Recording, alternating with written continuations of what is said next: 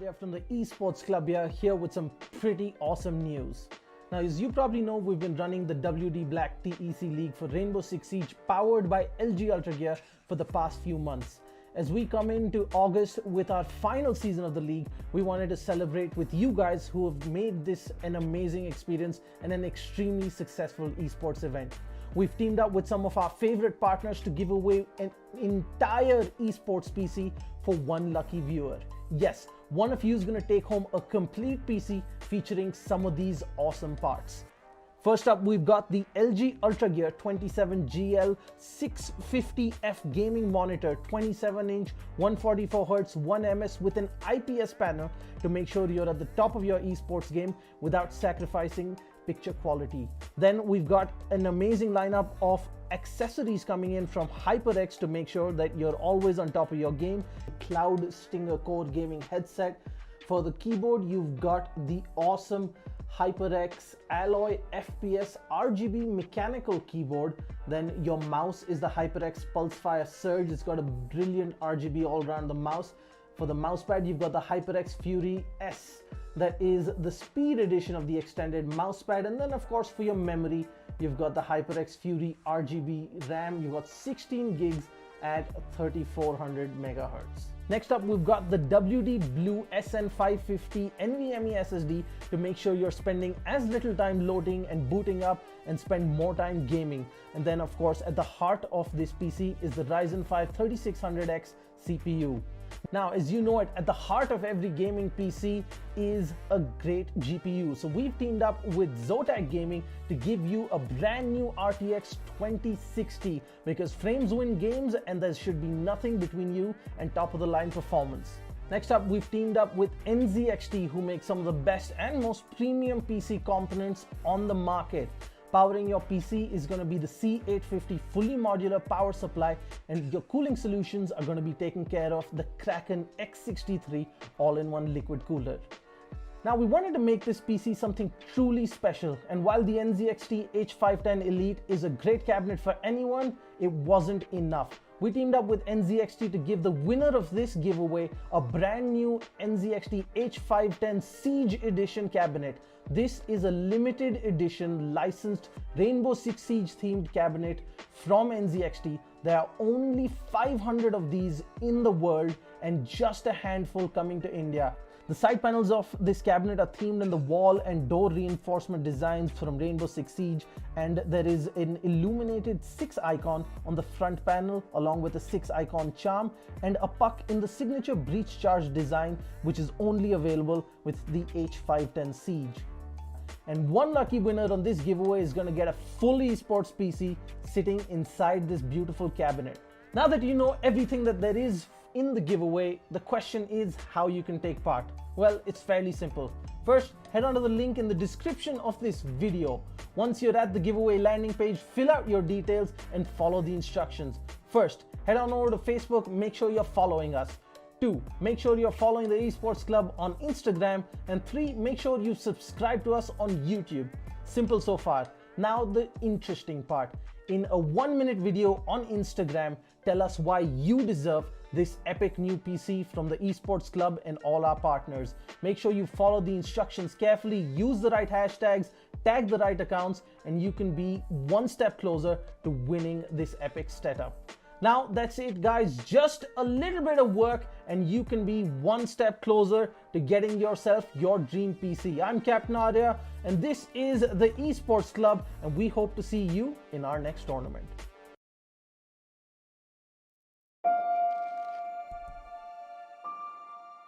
The moment of creation is a form of magic, where an off becomes an on, a 0 becomes a 1, then another, and another, until, deep in the complexity, you discover order, speed, reliability, power. Experience the WD Black NVMe SSD.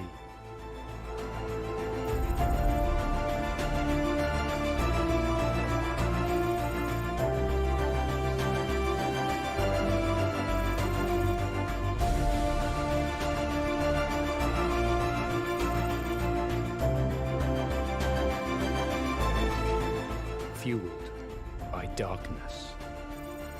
Level up to NVMe SSD performance.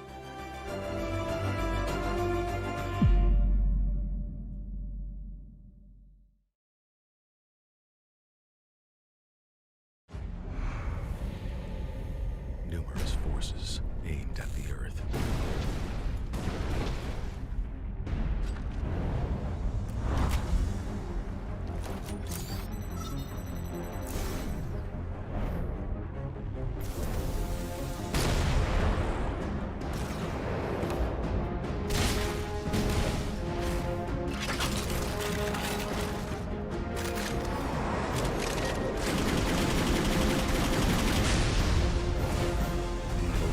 And injustice.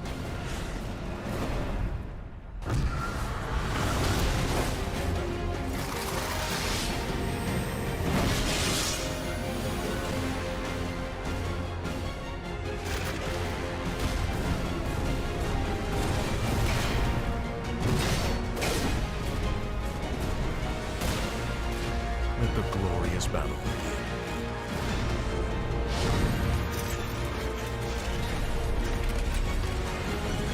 Geared up for victory. LG Ultragear Gaming Monitor.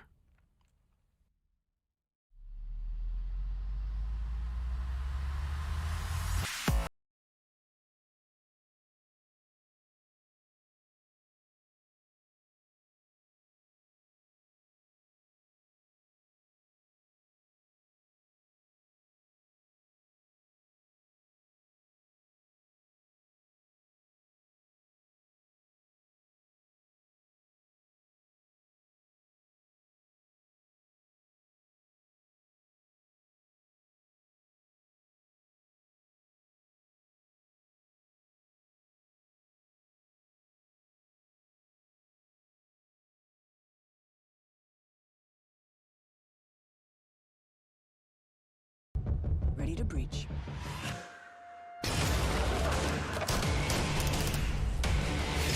Go, go, go!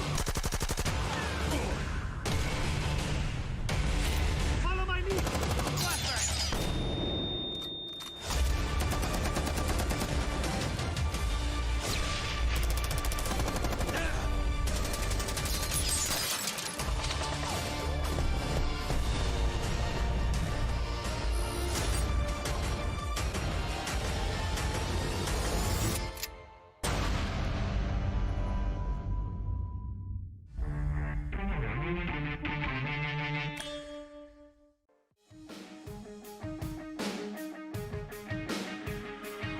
Alrighty then, ladies and gentlemen, welcome back to the W Black D Esports Club League for Rainbow Six Siege, powered by LG Ultragear, in association with AC Fibernet, Zotac Gaming, and Games The Shop. I'm your host, Blackjack. Joining me is my co-host, Ammon Foxy, and our analyst, Baba Gusta, as we are here for the second half of the day. 3 whole Rainbow Six Siege games on stream for all of our viewers at home, as we'll be starting off the night with TRN8 Valiants versus Demon's Force, the newcomers to Div 1 versus a formidable old-timer, and this is going to be a fantastic game on the map of Consulate. But before we get into the match, a quick reminder to all of our viewers to check out the socials of the Esports Club on Facebook and Instagram for the giveaway of a limited edition Rainbow Six Siege PC featuring a Siege-themed cabinet by NZXT. There's only 500 of these across the world, and if you want to have a chance of winning one of these for yourselves, check out the Esports Club on Instagram and Facebook, and the link down in the description below for details on how to enter yourselves into this giveaway. With all of that being said, just like I mentioned, ladies and gentlemen, it is going to be a fantastic game ahead of us. But more on that from our beautiful analyst, Baba Gusa, over at the analyst. Says, Baba, the mic is yours.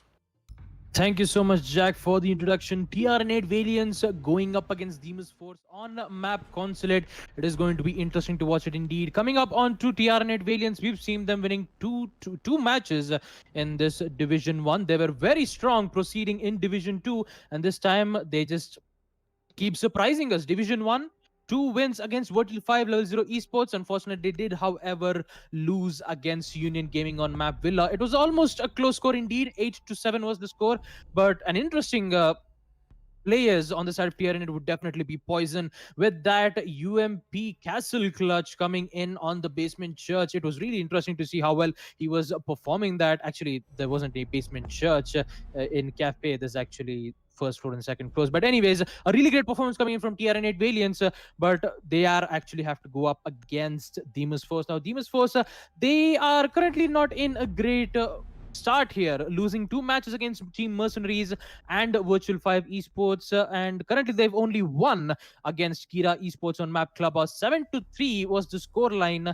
and yep, looks like going against TRN Valiants could be a higher challenge for them, because according to our matches that we've seen against them, they are really quite powerful. And for Demon's Force, if they don't win up against TRN Valiants, is going to be, they might have a lot of problems in the next matches indeed, because we only have week 3 left. So we'll see how it's going to be happening. So coming up to the community votes, Demon's Force strong 70%. And on the side of TRN8 Valiants, it is 30% on this side. Looks like the viewers still don't want to give up on the side of Demon's Force. They know that they can be able to make those great plays, especially Tsukushima Goat. Currently, we did see him had a lot of, not, I would say, a little bit of worse performance lately. He's still a good player, let me just tell you that, but still, he's not up to the form lately. Well, that is true for Demon's Force in general. The 2 top dogs of Division 1, Demon's Force and Union Gaming, have not had a great season so far. Season 5 has definitely not been the best season that we've seen from them, but hopefully they can make a recovery happen. They've still got 3 more days, including this one, today that is, to give themselves a fighting chance at being, at the very least, close to the top in the division itself, as being on the top spot at the end of it might be a little farther than we're currently giving it credit for. But of course, that is a lot of calculations, points, round conversions, and a whole lot of other stuff that my poor brain is just not advanced enough to deal with, ladies and gentlemen. So we'll leave that up to all of our admins in the back end, as we'll be looking at both of the rosters here in the lobby for ourselves. The TRN Valiants have got Dibjol, Poison, Sadfruit, Archangel, and Kingslayer, the roster that has been doing a lot of work lately. While we've got Notorious going for a spawn peek, all right.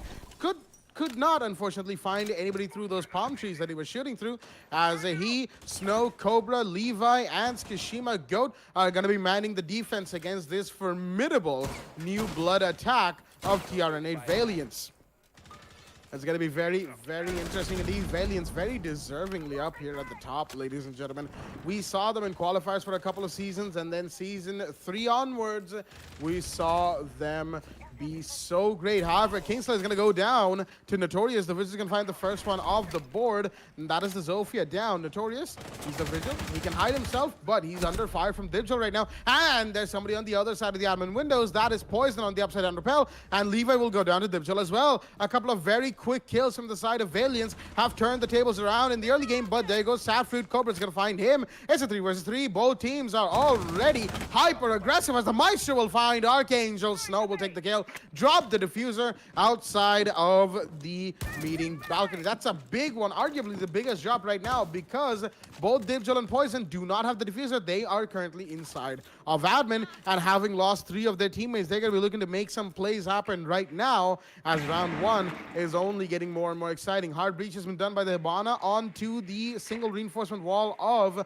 admin office to give themselves a line of sight all the way through, meeting into probably antechamber. The Maestro has been spotted, mind you. The callouts are going to be given. Dibjol is still droning, as is Poison.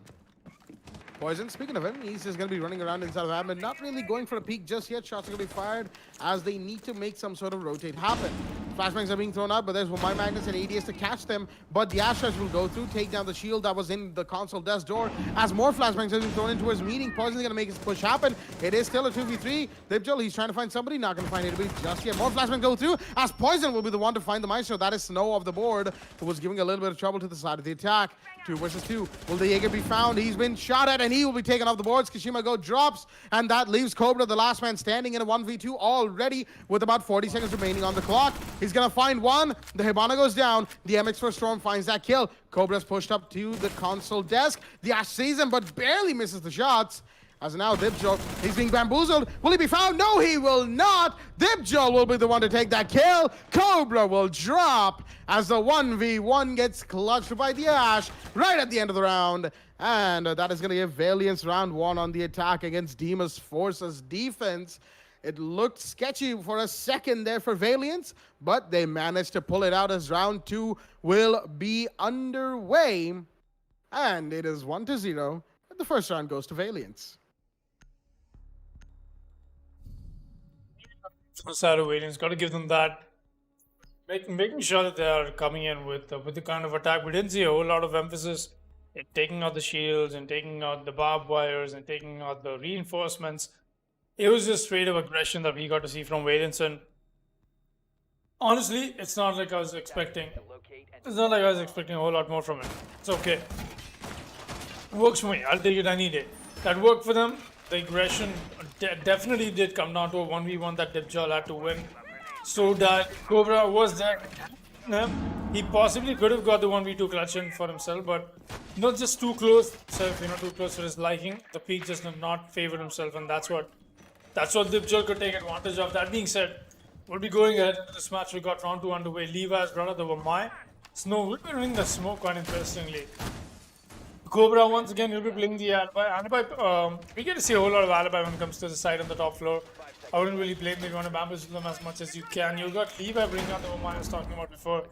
He's reinforcing around it, and the middle part, in fact, will be left open. So that means the long angle will be employed by the defenders all the way from the side of meeting.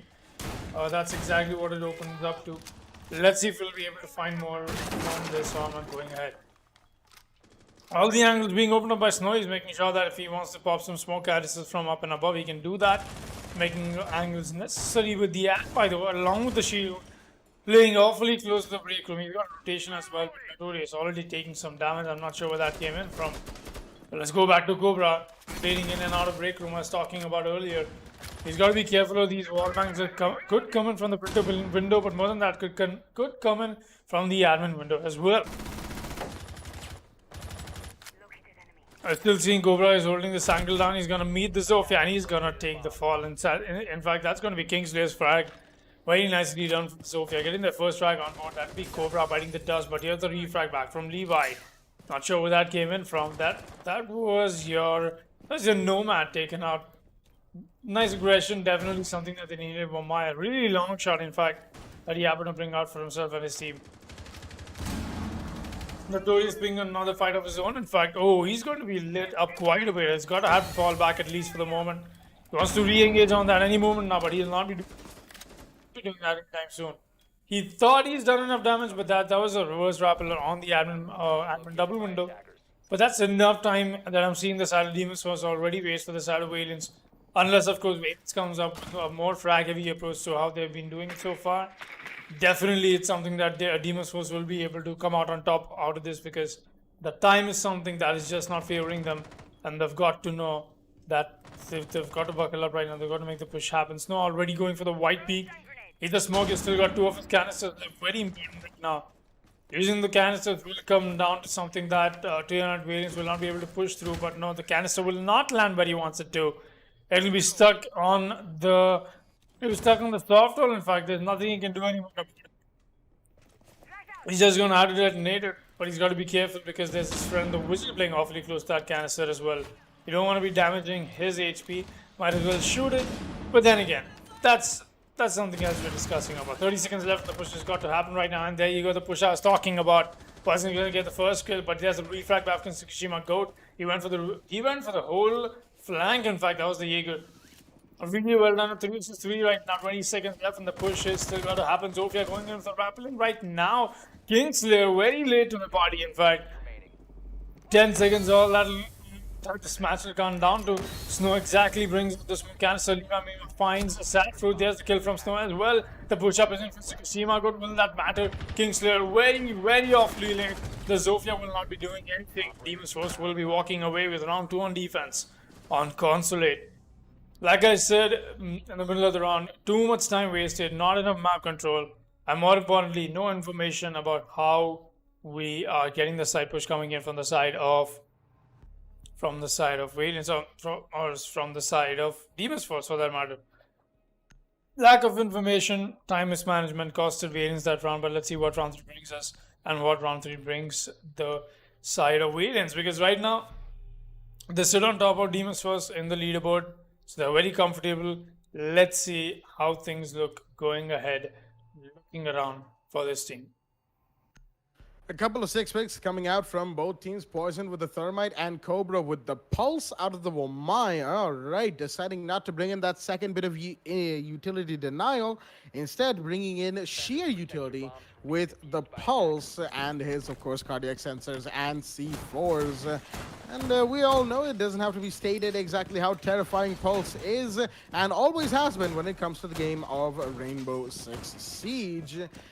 Overall, it's going to be pretty exciting to see how Cobra puts him to use. Demon's Force, in the meanwhile, they did win a round, and it is the early round equalizer, 1-1. That's not going to state anything about where this game is going, unless, of course, Demon's Force start pulling round after round from here. And while we definitely do, a part of me does think that Demon's Force might be able to, seeing what we have seen from them in previous seasons, some tells me this season they may or may not be able to. This season is a different question altogether, but we've got Notorious with the overheal Doc spawn peak, the Doc main already coming into play right here. Notorious with those dark side vibes. It's gonna, I say dark side like, the power of the, okay, enough Star Wars references. Anyway, round 3 underway with a very interesting beginning. Notorious overhealed himself while I was talking about how Demon's Force this season have not had the best season. But again, that is subject to change. They've got this match, and then they've got the next couple days at the end of the coming week to give themselves a better position, maybe even in the top 4, or top 3, who knows. Shots being fed, that's the TCSG of Levi making some last-minute rotates, along with, of course, the bailiff of the Maestro, Snow, making sure that he's got those angles, lines of sight, throwable areas, and rotates that the defenders need. And both shotguns coming out for that. A bit of a stalemate coming out this round. Sad Fruit. In the meanwhile, the IQ is going to be doing what an IQ does, getting the RED scanner out, making sure that if it runs on batteries, she'll see it. And that, of course, includes the Electric Claw of the Kaid. As vertical lines of sight are being opened, that's the block right there. Archangel, he might just be C4'd. Oh, Cobra, he needed to detonate it right there. He didn't know, of course, that the buck was directly passing over the C4 when he threw it. Unfortunate for him, but that C4 is going to be a pre-placed one for the time being. The buck barely survives.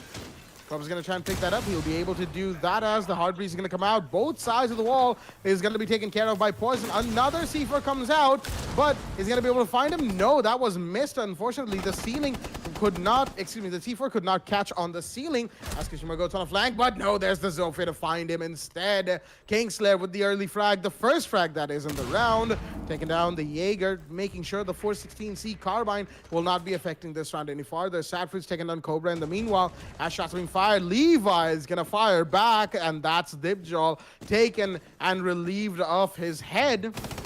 As the Maestro's on a long angle right now, no, he's not going to be able to connect onto Poison, who's actually going for the plant. This is big right now. Will the Evil Eye be able to connect? Not in time. It doesn't look like it. The plant will go off from Poison, and he's going to take care of the barbed wire on his way out. Shots are fired. He'll go down from the dock inside of pipes, but Notorious is going to be fallen as well, as Saffron's going to find one. He's going to find two. Levi and Notorious are down. It's a 1v3 for Snow, the last man standing. The Maestro pulling on Garage. He's going to be fine one on the other side, from the other side, excuse me, of the Garage white van, but shots are being fired from above him. That's the IQ with the G8A1. He's got 20 seconds to do this. Will he be able to? He's got to go for the counter defuse any second now, but will we find the operators? Not quite. Shoots at the ping, but the IQ isn't even there.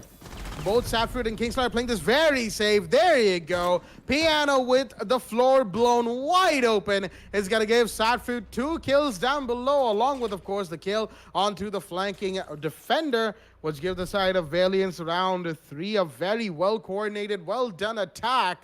Going in, getting the plan done, getting the utility clearance, and more importantly, getting the kills when required. Winning the gunfights by getting the jump on the side of Demon's Force. Round 3 goes to them. Round 4 is going to be in play as Basement, Cafeteria, and Garage is the side of Trust once again.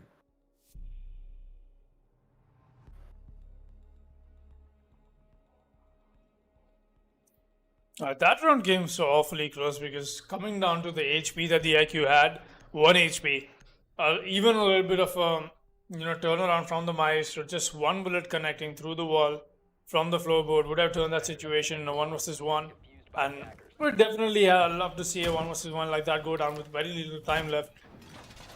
But still, it was the attack that was clearly in the advantage. Valiant's really performing very well in the last round.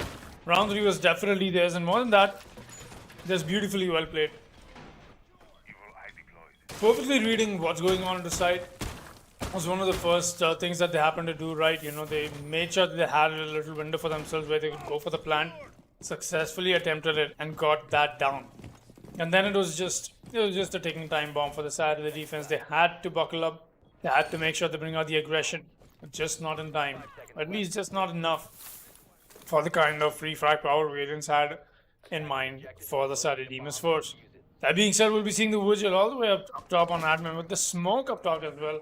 But he's just going to fall back. The Alibi playing on the side of Piano, at least for now, she's going to go above. Just like the Alibi and the Vigil will be the roamers, while the side this time around from the side of Demon's Force is once again going to be Garage and Cafeteria. Nothing out of the box here. Definitely we're going to see a nice roam strat from the side of Demon's Force. A little more implied in terms of how these guys like to frag out Cobra and Levi, both of them. They'll be given that kind of freedom this time on this round. Let's see if they'll be able to frag out with that much freedom from the side of Valiants or not. Valiants, though, definitely, they brought in Dibjol. He's running the Jackal, so they are in it with the anti-roam strategy, but I'm not sure if the commitment is going to be enough to be taking care of two of these defenders. The drone works are still coming in. They're making sure everything about this push is being accounted for. But I'm still doubting the fact that if Levi or Cobra, either of them have been droned or not. The push-up shall be in any moment. Now look at that. Lofia already finding the Alibi. Now he knows that there's Cobra playing right there. And that's going to be the connector area that he happens to play on. Look at the Vigil all the way on the side of the printer hallway. The Jackal has already made his way in. This could be huge. Dibjal has got to make sure none of these are allowed to rotate. And there goes the first frag. That's going to be that's going to be Kingslayer, in fact, finding Cobra. That was their Alibi. We'll be seeing the Vigil move downstairs while Tsukishima God is pushed up somewhere. And he's going to find a frag, and he'll get free-frag right back in from the Jackal. And that is Dibjal once again, but here's Levi. He's going to find Sad Fruit. This is the Vigil I was talking about. He's come around for another possible flank. He's going to get the drone. A little bit of a... not the best aim to get the drone, but he's finally going to get it. They'll still be watching that angle, though. He's got to be very careful about this. The push-up will be in from Levi anytime now, and all the attackers are this fact that the Vigil is still out on the loose. The push-up from the side of the breach will be in. They're going to be attempting another breach, in fact, but Dibjal is already suspecting a possible flank. He's going to find the footprints. Is that Levi? That is. Now he knows that he's coming in from a spiral. Tries to go in for the kill, and he will get it. Levi, what is that gunplay coming in from the man? He gets that frag. Somehow the Jackal takes the fall, and now it's all come down to Poison and Kingslayer. Kingslayer a little scared in terms of what just happened to his fellow teammate. I would be as well. He's just trying to find as many stray kills as he can, at least for now, but he's not able to do that. 15 seconds left, and the attackers have really found themselves in a really bad spot. There you go, the Vigil comes in for the peak once again. That'll be the Zofia taken off the board. It's all on to Poison versus 3. Time left. The first kill comes in. That'll be the smoke off the board. The pusher is up. Push-up is in. That'll be the Alta taken off the board. The last one is here, but he won't get the kill. And Tackman's a good attempt from Poison to get that clutch in a 1 versus 3. Almost could have gotten that clutch if the Vigil didn't happen to cross completely there. A good attempt, but just not enough. And that'll be Demon's Force putting in the equalizer on the board. So close that round came. So awfully close. Oh boy. Well, that did indeed come extremely close, ladies and gentlemen. The Thermite got his pistol out, trying to find where that last operator was. Unfortunately, could not do it in time. That would have been one of the most hype 1v3 clutches we've seen, and that is not an understatement, ladies and gentlemen. A lot of the clutches we get to see here in Div 1, Div 2, Div 3 in the league itself are very, very hype. and that would have been one of the special ones had it worked out for the side of Valiants. They did get the early round lead once again, but Levi and the rest of his team managed to pull it back before things got too scary. And right now, round 5 is in play. It's a 2-2 scoreline. And round 5 is going to be an interesting one because 2-2, it's a little bit closer to the halftime mark.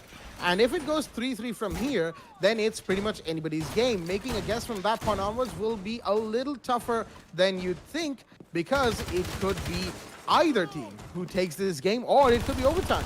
Who honestly knows? Like, even when, you know, when I cast conjecture at the halfway point of a game, even if it's 3-3, I usually have an idea that, okay, this team has a much better chance to win, or this team may or may not make it out of this, or it's going to go overtime. Like, I say I don't, but primarily in the back of my head, I have this suspicion that it's going to go X way. In this game, between Valiants and Demon's Force, it's a lot harder to tell because of the way both teams have performed this season. You have to take that into account. Demon's Force, again, this season, they've looked a little rough around the edges. This match, they're looking a lot better than they did already previously. However, they're still quite rough around the edges, ladies and gentlemen, and that's why I'm having trouble seeing them take this game, you know, very, very confidently or with a huge margin in play. In the same vein, Valiants, they've impressed us quite a bit indeed, but they're fresh to Division 1, and this is their first time fighting Demon's Force, so there's a little bit of the element of the unknown right now working against them that they're slowly familiarizing themselves with, which is good on them for that. But it's something they're going to have to be playing against all the time. Notorious in the meanwhile is going to find 2. Okay. Poison and the Vigil go down. And the Vigil, so low on HP, somehow is allowed to live inside of admin. Kingstar's going to find Cobra in the meanwhile. And there's been a down secure on Notorious, but the kill isn't quite there yet. I don't think Archangel or the IQ know the fact that they've downed the Vigil, but they probably will any second. And there we go. The kill's confirmed, as Sadfruit will confirm his kill onto Notorious. Excuse me right there. As it is a 3 versus 3 right now. Not, again, it's the mid-round. It should go into a little bit of a standstill. Knowing the way Valiants play, they're going to be droning themselves in once again, getting a little bit of utility clearance done and making sure that they get as much of that done as quickly as possible, because something that's been hurting them is pushing too late, being too late when making the push to side happen.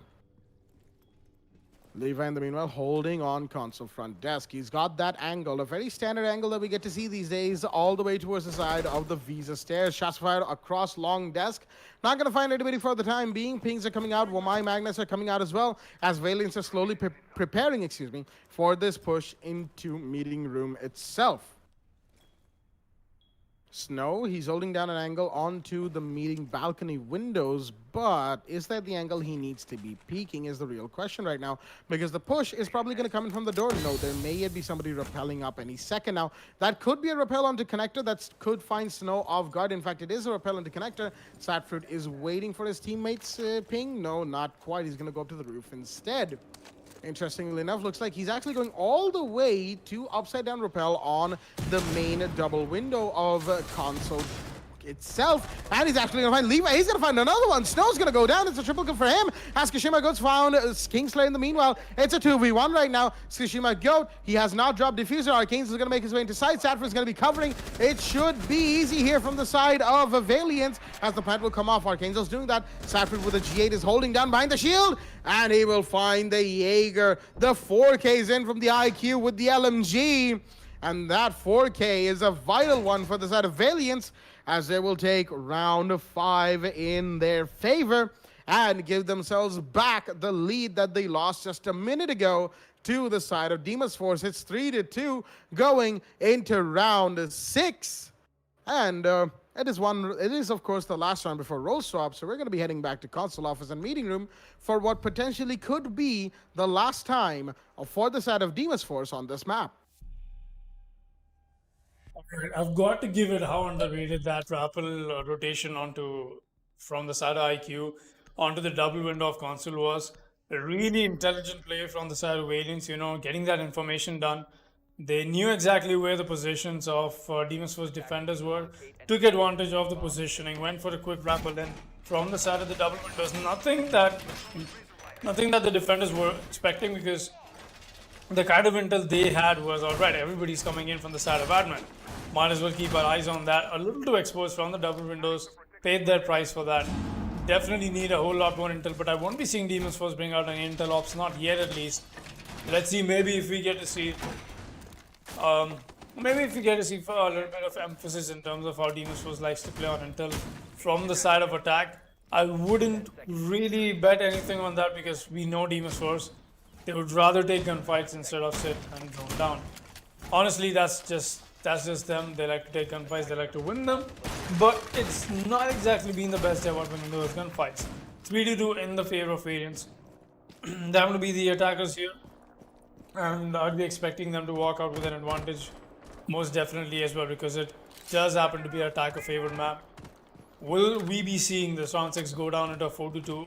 Or will we be seeing ourselves head into a 3-3 equalizer? Is definitely going to be a huge thing for variants to secure that 3-3 as well, or even the 4-2 in fact. But even if it comes down to a 3-2-3 scoreline, it's still going to put us in a very intense second half of this match. With that being said, we're already seeing Notorious take some shots. That's going to be from the Zofia. He wants to pull up. Oh, he actually comes with the impact nade. That's been working out for them. Not this time. He's going to get found by Kingslayer. Not enough damage done, in fact. So Kishima goes the Mima. He's taking some damage himself. Will he be found though is a real question. We're still trying to find him. There's nobody on his tail, so he's not going to worry. He's not for the while. The push-up will be in any moment now from the side of the Raptors, outside printers, outside admin, outside whatnot. Because this time around, for sure, it's going to be an admin push. So Kishima goes still holding on strong on the side of the anti chamber. He's going to be very comfortable in where he is right now. Honestly, he's really got nothing. It's not a whole lot to worry about. And the way this works is neither has the attackers too, because it does come down to Kishima, but not an essential piece of utility. That is a C4. So they won't be taking a whole lot of care for themselves when they happen to be standing on the floorboards of admin. But then again, got to be careful of a possible flank, which will be taken care of. You've got the Nomad from Archangel. He's going to be making sure all of that is taken care of well and done. Himself has to worry about this flank. That's why he's going to put down an edge up. Once again, just go on and get to what he was doing.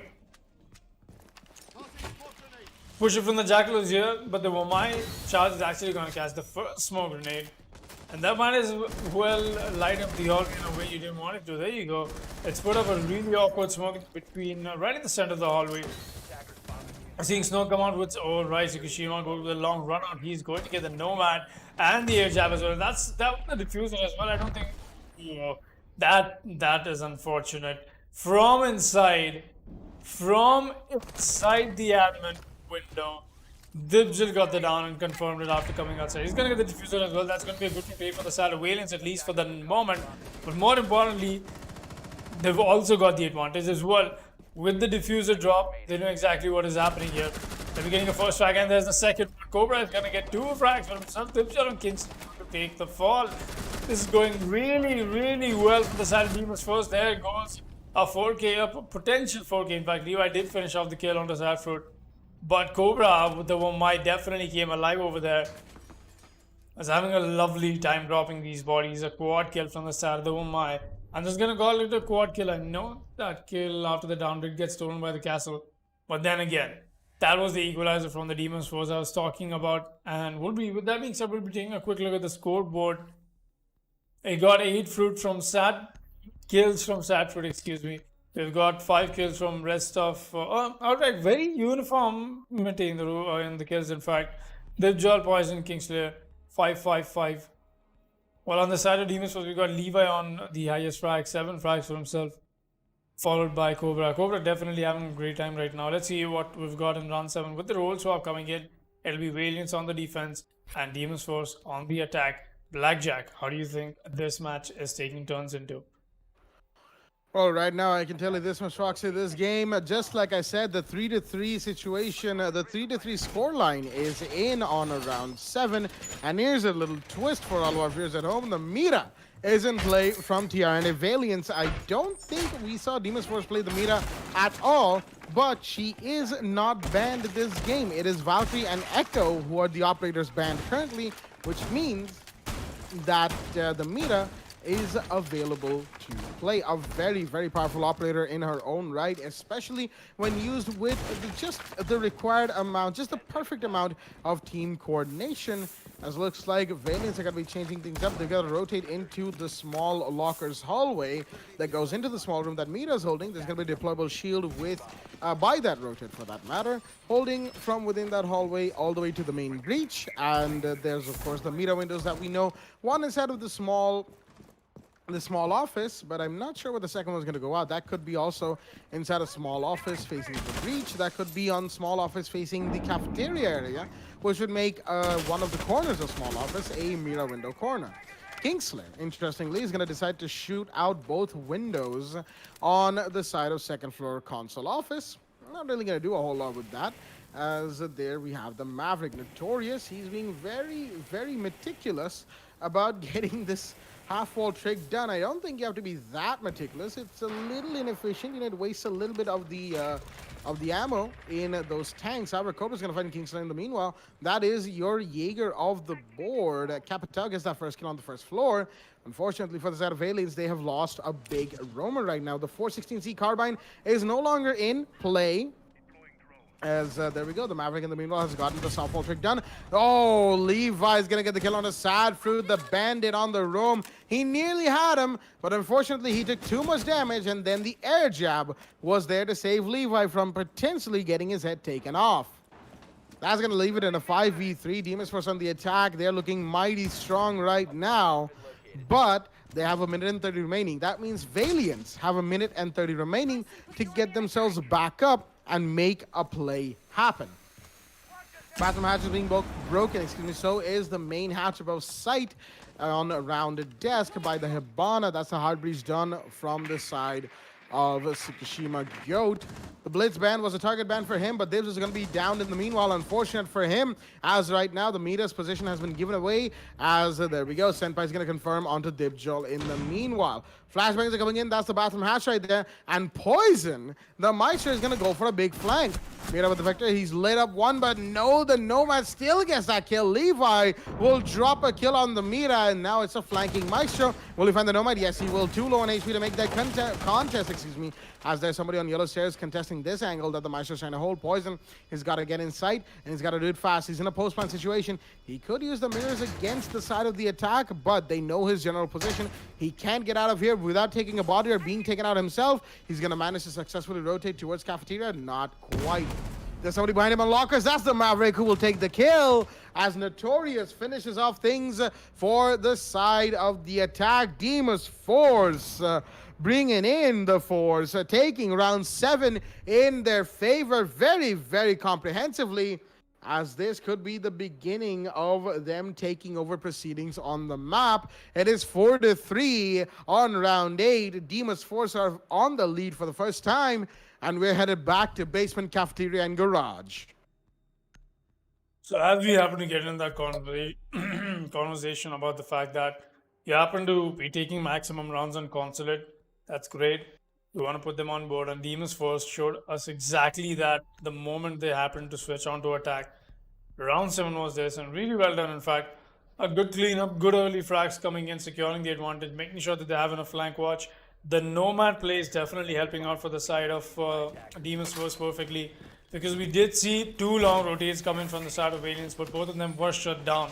So a good emphasis in terms of how Demons Force happen to, use everything that they had for themselves into making that push happen slowly, steadily, and very well towards the end. They even got the plan down. So yeah, then again, let's see how things go down. Let's go ahead into this match.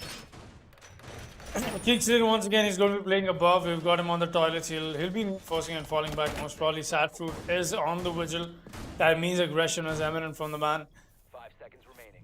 I'll be expecting nothing less from Kingslayer as well, but it looks like we're getting to see the mute top floor bathroom hold from the side of Archangel. This we've seen the strategy come out multiple times from multiple teams. Let's see if this time around it's going to work or not. It's going to be one hell of a play if they happen to pull this off, because it's going to be a very heavily roam influential play. Already somebody's taking so much damage. That's Cobra. I'm not sure if that is Sad Fruit who's done the damage, though. I think that is. Look at that. He's going very crazy about this. He wants to find a frag. He might as well be able to. Oh, he's seen somebody. He knows this. He's found his prey, but he's not be able to find it. All he does is some damage. Levi is going to take some shots and just going to have to fall back for the while.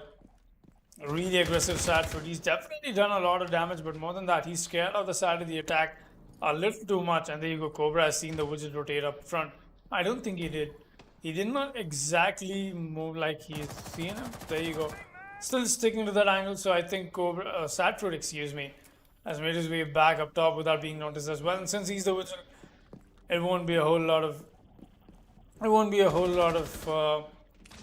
a pleasure for you to go down on the drones and get him spotted. But then again, let's see what the side of the attack will be able to find. Kingslayer already moved down below bottom of the yellow, in fact. Nobody from the side of the attackers even trying to cut off this rotation. Satford wants to go wide about this. He's going to find the Nomad, and that'll just be a bait for the air jab. It does not really matter because he's already got Levi, a very important frag indeed. The pusher from Kingslayer is in, and that is definitely going to make some changes here because now they know that the attackers will be onto them. Diffuser still in the hands of nobody. In fact, that is going to be a drop on the central desk. Still seeing the push-up coming from the side of Tsukushima Go. That'll be on Hibana. He does not know there's a wizard right below him inside the bottom spiral stairs. Satfruit still holding this strong. He hears somebody coming up, but he's expecting him from down below. That is actually from above him. He's moved downstairs, but Snow meanwhile has gotten himself a nice, that's not Snow, Tsukushima has got himself a nice window to get the diffuser back in his possession.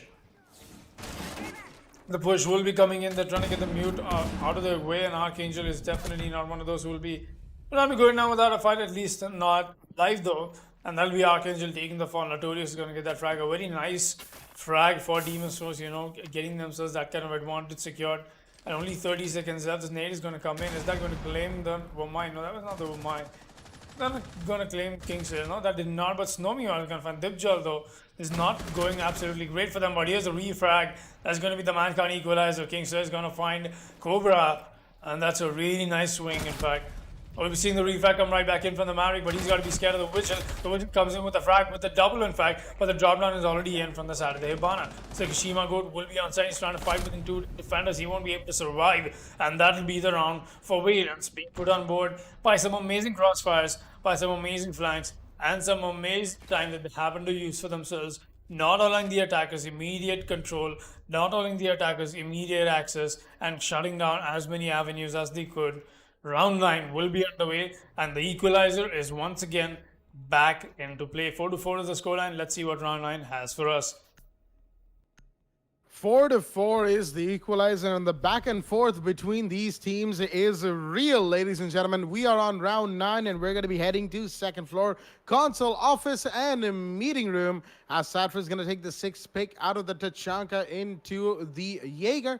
No surprises right there. And Tsukushima Go is going to go out of the Kali into the Hibana. Again, not a whole lot of surprises there. Kali, of course, has recently seen a rise in her pick rate, and of course, certain predictions out across the Siege community are saying that her pick rate is probably going to have a little rise again going into Year 5 Season 3. I keep saying this a lot. I keep talking about Year 5 Season 3 quite a bit, but having played the TTS, I'm just excited for the next season, ladies and gentlemen. I just hope Ubisoft has no issues in transition between test server to live game, but that is a talk for what will probably be a patch update about a month, 3.5 weeks, a month from now, probably, and we'll have to see when it comes out what operation, the next operation, Shadow Legacy, is like. With all of that test server talk out of the way, right now we're about to hit action phase. Kingslayer's got the Pulse, mind you, and he's going to be playing by the first floor, maybe even by basement. We've seen Pulse players go all the way down to basement as of late, just to make sure that they get all the intel that they possibly can and protect themselves from any sort of a push that the attackers could make on first floor. Excuse me right there. Sad Fruit, he's going to be putting down ADSs on yellow. Dipjol is the Womai. He's going to put down a couple magnets just to protect the Jaeger, who might yet be sitting on yellow stairs. No, he's gone all the way back. That means Dipjol, no, not even Dipjol sitting on yellow stairs. Who is in that situation? I'm not entirely sure who's going to be holding yellow stairs. They've dispensed a bit of utility in that general area. So that could be Archangel the Smoke. Actually, it looks like it is, in fact, Archangel in the smoke. It is. All right. Archangel's the man holding down on yellow stairs. Mike's coming for a bit of support. And more flashbangs and tons of utility coming in. Dipjo somehow survives a push on the bathroom as the smoke is pushed awfully close to this window on the mid-yellow stairs. How is he alive after all that? He's somehow still alive, but a downs come in as Capita's firebolts are not going to be finding him. They're just next to him, but unfortunately, he is fine. This is fine for him as he's going to throw in a gas can to make sure that no one can push in through the bathroom window. Dipjo, he's been downed in the meanwhile. Somehow, in all of that chaos, he was only downed, not killed, but the revive can't come in because bathroom's being held by Maverick and Zofia. Shots are fired towards Archangel's general position. They know where he is, but they're not able to quite capitalize on it. They can't even rappel up here because they know it's a smoke, and a smoke with a shotgun at that range is something you don't want to go up against. Drones are going to see exactly what they already know. The same thing on two drones as they get taken out by Archangel's shotgun nice and quickly. The Mossberg comes in as the gas canister comes down on the yellow stairs to make sure that nobody can push up just yet. Barbed wire's being broken. He's going to hear that out, Archangel. He's got a good position right now. As Notorious's grenade is finally going to catch a Dipjo. Meanwhile, Kingsley goes down to Snow. A couple of very quick kills, but there's a refrag. Not quite. Oh, no. Sad fruit. He was hitting the railings for so long, but Poison is going to be down in the meanwhile from the bathroom angle. That was being held for so long. And Arcades is going to be down and taken out by the Hibana. The shotgun somehow missed. It's a 1v4 right now. Sad fruit, the last one remaining. Can he find one? Yes, he can. Can he find two? No, he won't. And Demon's Force on the attack. A very comprehensive take on round 9 are going to be winning on second floor console as they give themselves back the advantage. And now the back and forth seems to be that Demon's Force take the advantage. Valiants then recover, as it was the exact opposite in the first half of the game. That is, Valiants took the advantage, Demon's Force retaliated. Right now, Demon's Force are 1 round away from match point, Valiants 1 round away from equalizing, and we're going to be deciding that on console office and meeting room.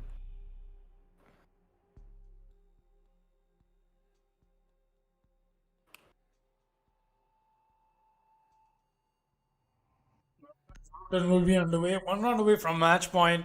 Definitely a place where Demon's Force wants to be in. But will Valiants be allowing them to do that or not is the real question. And more importantly, I think it does boil down to a very simple to and fro between these two teams on who happens to come out on top. Valiants definitely need to perform well, but more than that, it's Demon's Force who needs to get this win more direly, more desperately. They happen to sit at the very bottom of the leaderboard, of the scoreboard for this season in Division 1. Even Valiants have done better than them so far. And that's what happens to be such a huge matter of concern for them. And on the other hand, contradicting to the statement I just happened to say, Valiants, same thing, a very proud moment for Valiants. A very celebrated moment, in fact. There's only one team like Valiants so far in the league, the entirety of the league, not able to qualify for 3 seasons straight, qualifying in the 3rd season, happening to make it to Division 3 by the season 5. Division 1, huge plays from Valiants, and they are not only able to make it here, they are able to more than just give a fight. Definitely loving to see all of that. Let's see if they'll be able to make a little bit more of this happen or not, going ahead into this match. Some distraction coming in from the side of the defense is definitely putting down the attack a little bit off guard, but I think that is nothing new that Demon's Force has not experienced. So they'll still be a little careful about how they are approaching this side this time around, but not overly careful. I wouldn't really blame them for that, because that's just how they like to play. And the drone works are being caught up by the Mozzie traps. That's huge, the way that they've emphasized the defensive hold on the side of the yellow stairs. The my charges coming in as well. That's definitely catching off so many things. The nades, the flashes, whatnot. Another nade goes out. They might as well claim it. And yes, it will. That's the nade I was talking about. Archangel takes the fall, and that was a nice clearance on the side of a Demon's Force. First defender to take the fall indeed. Node will be playing inside the side of bathroom, and that's why all those nades that Snow is trying to bring out won't really be useful for them. They've just got to be careful in terms of how they happen to keep them alive. But the Jaeger and the Zofia are awfully close. One's inside Zul and one's on the soda can machine. The push-up from Tsukushima Goat will be in any moment. Now there it is, but that'll be the Jaeger to win the fight. And a very important frag comes in from Sadfruit, and Valiants would be very thankful for that frag. But here's no, with a possible one-tap was that I did not get to hear that. I did hear Dibs trying to attempt a possible fight back. Oh, Levi did not see that. Levi did not see somebody creeping up on him. Who was that? That was Kingslayer. Awfully close to the yellow doorway. He's just gonna have to fall back for the moment because he is not the Nomad is pushed up on the top of the yellow stairs. Sadfruit is going a little too aggressive. He has got 3 angles to watch out for, but he's going to go aggressive. He'll be fine, and that is exactly what I'm talking about. That's the kill that Demon's Force could have walked away with eyes closed. He's still got poison. He's going to get naded. That the push-up is, but that'll be a frag for him to find. But there's the refrag in right back from Kingslayer, but he'll be found by Snow. A nice flank watch comes in from Snow towards the end from the sledge. Hurt him, I'm not sure, but whatever he did it amazingly well, and that is going to put Demon's Force on match point on round 11. Round 11 is in play, but more importantly, it is a match point for the side of Demon's Force. They are looking like their old selves, at least close to their old selves. I'd say something like about 80%, 85% of their old selves. I'm just kidding, of course. Demon's Force, they may have had an off season. That does not mean they can't make amends going forward in these matches that they have. Right now, we're going to be heading to Basement Garage from the side of Valiants, who are desperately trying to hold on. But now, all right, that's pretty interesting right there. The Montaigne pick is going to come in and out of the buck, too. So that's going to trade verticality for a straight push into sight. The Amato's in play as well. And that is, of course, going to be Snow bringing in that operator from Peru, as the Gara hook should be very, very lethal. Who knows? It could be, it couldn't be. Maybe it's just for the G8A1 and not the whole hassle of getting the RED scanner out. So I don't know. There's a lot of factors that go into that. There's a lot of decisions that go into picking an operator. It could be for the Gara hook. It could be for the LMG. It could be for both, or it could just be that Snow wanted to play the G8A1 and the SMG11 without having to bring out the RED scanner constantly. At the very least, that's what I think. Slowly but surely, the defenders are finishing their set up bit by a bit. Cobra, he's gonna re-extend his shield.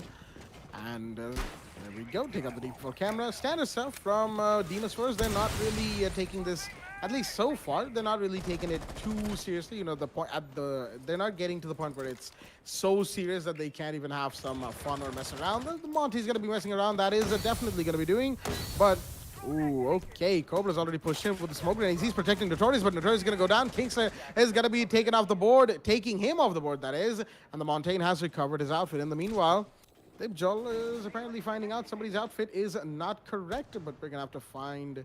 we're going to have to look at that a little later. That is, of course, the admin's decision. Excuse me right there. And yeah, we're going to leave that up to the admins for now. Kingslayer, in the meanwhile, he's holding on the yellow stairs. Just on the yellow stairs, not on the corridor. That was where the Vigil was. As there we go, Vigil slowly climbing up to the second floor. Snow's gonna come in, take Kingslayer off the board, and that's a big drop right there. The Jaeger is down. There's some emphasis on the first floor from the side of the attackers, but that early rush plan did not seem to have come out. On almost wallbang comes out from onto Arcane, excuse me. But the Mara's gonna push in, and the shotgun misses. Oh, that's unfortunate. Snow's gonna take that kill, but Dibs is gonna find Tsushima Goat in the meanwhile, and he's gonna push in and try and find the operator inside the bathroom. Will he be able to wallbangs in? And he will be able to get the kill. Snow's off the board. It's a 3 versus 2. Levi and Cobra, the last ones remaining. Valiants holding down desperately as Levi's trying to go for the plant. Will the Vigil be able to find this vertical angle? The shell's out. Will he get the kill in time? I don't think he is. No, he won't be able to. The Nomad tries to escape, but won't. As Sadfruit is going to find him with the SMG11. The ADS is in, but no, the Monty won't be able to take the kill. Poison's going to take that. Sadfruit's going to go for the counter defuse, and the Vigil on the just outside the map, that is going to be blown away by, or was blown away by a big, by a Nomad charge, a big explosion by a Nomad charge. But regardless, Valiants are going to be able to hold on to round 11. Well done by them. A couple of early drops from Demon's Force meant nothing, seeing as they could not find the last 3 defenders. at all. 6-5 is the scoreline as we are still on match point, but we're also on the round of ones, ladies and gentlemen, which is one round for the side of Demas Force to win, close it out, and one round for the side of Valiance to equalize and push for overtime match point. Will we see that? We'll find out in just a moment, as first floor lobby is going to be the site of the showdown.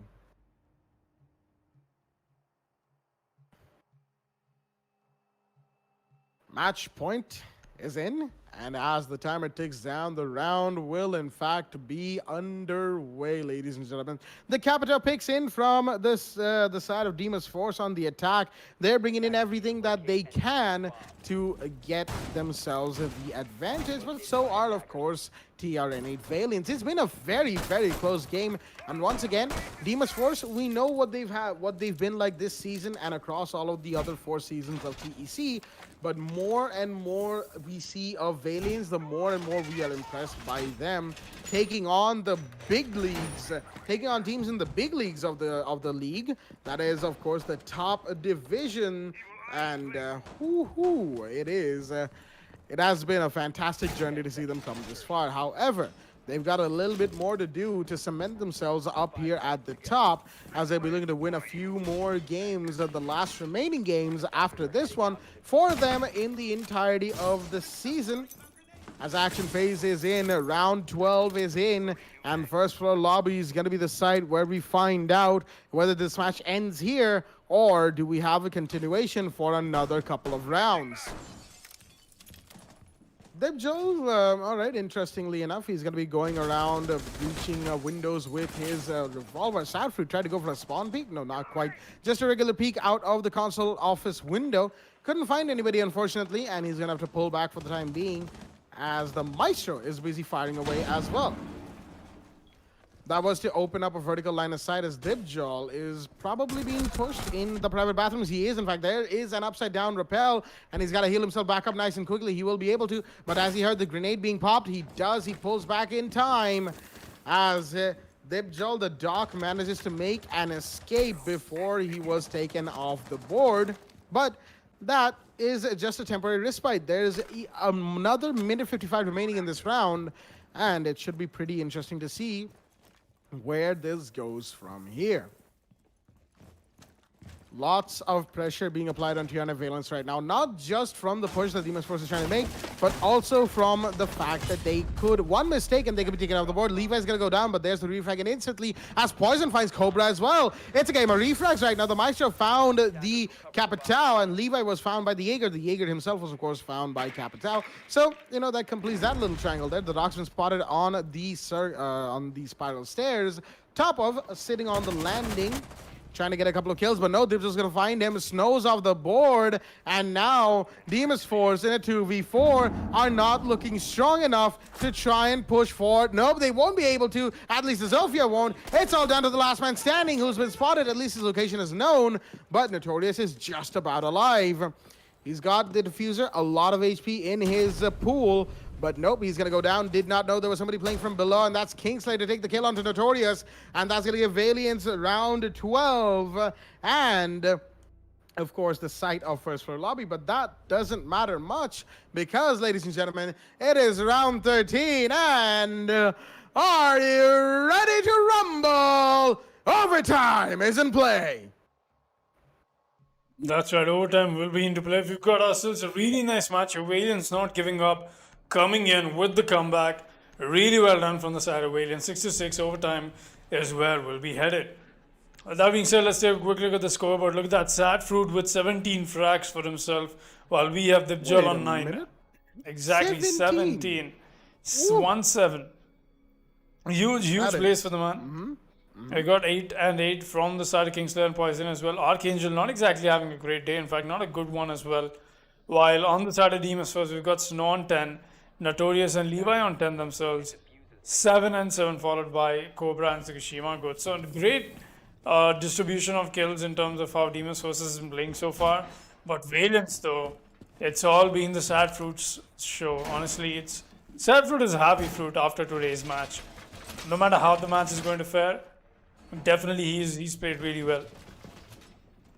But let's see what it's going to come down to. We've got ourselves a really good match in Just like we have this match set up on a 6-6, definitely a match that we were expecting to go overtime. Not the way it started out, but most definitely the way it's supposed to be going to.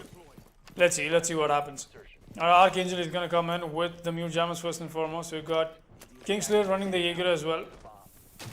Poison will be running the Clash, and Dibjol will be on the dock. He wants to watch out for the bug that he's expecting for the push-up. And there'll be the IQ as well. The IQ will get spotted, but she's expecting it. She's gonna get that frag in. Snow is gonna take Dibjol's head clean away. And a very important kill indeed for the side of the attackers. Snow will be taking that very gladly. He'll be moving in a little quicker this time around. He wants to make sure he establishes control. And look at that, another one drops in through the wall bang. And that'll be Archangel once again taking the fall very early into this match. Archangel definitely not having a great day, but Tsukishima Goat solidly pushed in along with the breach. That's not the best play. He'll get shut down by the push in from Kingslayer. He's trying to get the job done onto Poison. That is a Clash, but he's just not fast enough. And it's not fast enough before he could stop the push in coming in from the Jaeger. Now the Jaeger's position's been given away, and look at that, the kill comes in from Snow. That'll be the triple for him this time around. In fact, he wants to go for these kills. Saffron meanwhile is going to find Levi, though. I'm not sure where that came in, but Saffron is still alive for the side of Valiance, and that is something Demon's Force has still got to worry about. The Clash and Vigil are all that is left for the side here, and Valiance to stop Demon's Force from sitting on match point once again. There's a 3 vs 2. The push-up will be in. That'll be IQ picking a fight here. He wants to go wide about this. He's going to find the... What a play from Zadfru. That was a very important one. Snow is going to take the fall. He still has to be very careful that there's going to be Cobra waiting for him as well. But the Buck is being very patient about this. Meanwhile, Notorious has already made his way out of sight. He wants to pick this 1v1 with the Clash. Meanwhile, Cobra is going to find Zadfru. It's all under the Clash. He's going to unshield, and that'll be the kill for Notorious. As Demon's Force will be going to match point once again, people. But that'll be on the overtime match point, as round 13 will be taken away by Demon's Force on an amazingly well done attack on a 2 vs 2, converting that, halving it down in fact to a 1 vs 1, and really winning those fights is what mattered for them there. They made sure that they got that in, and really well done. 6-7 is going to be the scoreline, and Demon's Force are the ones that sit on overtime match point. Overtime match point, it is 7-6 in their favor, as we're going to be going into console office and meeting room with Demon's Force on the defense. A very, very well done attack from them, even though it seemed to collapse in the middle. But just like Foxy said, a 2v2 half down to a 1v1, which was one out right towards the end. The Thermite will be traded in for the Zofia by Kingslayer, bringing in Soft Breach in place of the Hard Breach, and of course those concussive nades. Utility galore from one operator alone, as right now it's going to be the onus that is on the side of Valiance. They are once again back under the pressure of being defeated today, and yeah, it's going to be pretty interesting to see who takes this match. Demon's Force, they are back on the match point. We know this. We've stated this fact a number of times right now. And they are pretty much sitting pretty on overtime match point round 14 right now. But this is going to be pretty exciting to see how Valiance respond on this attack. Consulate today has been a rather weird map, because the team on the lead has always been the team that's been attacking. Now, it of course changed a bit here and there in the second half of the game, right towards the end, when rounds 11 and 12 were won by Valiance. We came to overtime, but then Demon's Force on the attack once again managed to win out round 13. 14 is Valiance's round. That is, they are on the attack. Is it going to be their round in the same sense as the last round was Demon's Force's round? I don't know. We won't be able to tell you from sitting here right now, because again, we can't see the future. We're not fortune tellers. Levi is going to be finishing up the last bit of utility placement, round rotation making. As, oh, that's a run out right there from Notorious. He barely runs away with it too, as Poison is going to drop. And now Notorious has to be very careful on his position. There's an IQ Sadfruit who could easily find him and take him off the board quickly. But Snow's here to try and refrag. No, he won't be. He's going to pull back. And wisely enough, Notorious is going to find one more as Kingslayer goes down. But there's Archangel to finally take this Vigil off the board. But not before 2 huge kills were confirmed, and the Heart Breacher 2 Poison is in fact the Hibana, or was the Hibana, who's been taken down, and that's unfortunate for the side of the attack right now. Valiants, they've lost two huge operators, Kingslayer, the Sophia, Utility, and Soft Breach, and of course the Hard Breach from Poison. Minute 30 is slowly approaching as, there we go, looks like Snow does not like that monitor on the console desk. He's going to take that off nice and quickly. Tsushima Goat holding on the yellow stairs, exit stairs as it's called on the compass. Levi above the hatch inside of cabinet, and that leaves, of course, Cobra. I'm not sure what the Wamai is playing right now, but there's a push coming in from the side of Valiance on the attack. But there's Mute Jammers that they are not... I mean, that's catching their drones. I don't know what I was going to say right there, but anyway... Cobra on the console desk front hallway. There's a flashbangs coming in this direction. He threw out a Wamai magnet in the midst of all that. As any second now, a fight's gonna break out. More flashbangs are being thrown in. Cobra is still alive on that shield by console front desk as utility is being burnt and a grenade is gonna come in. He's gotta be careful right now, and he will be. The shield is broken, but not Cobra himself. He's alive, and now Levi, he could just peek a little bit lower on that. There's an IQ with the G8 very close, but shots of fire. Tifa comes out. He cannot blow that yet. He's got to pull back. He will blow that finally, but doesn't find the IQ. Will he still find her? Not quite. He's out of bullets, and the IQ will take advantage of that as Satfruit finally takes down Levi. It is now a 3 versus 3, but all three defenders are full HP, as are all three, well, 2 of the 3 attackers. Satfruit himself is low. He's made that rotate that we saw him make some time ago, but again, he's going to find one. He's going to get refragged down to. There goes one more inside of the connector, but they've been down. It's Satfruit and Tsushima Goat all in this 1v1, and the plant has to go down or the kill has to be confirmed. The X is going to be going for it on the yellow stairs, but she will miss.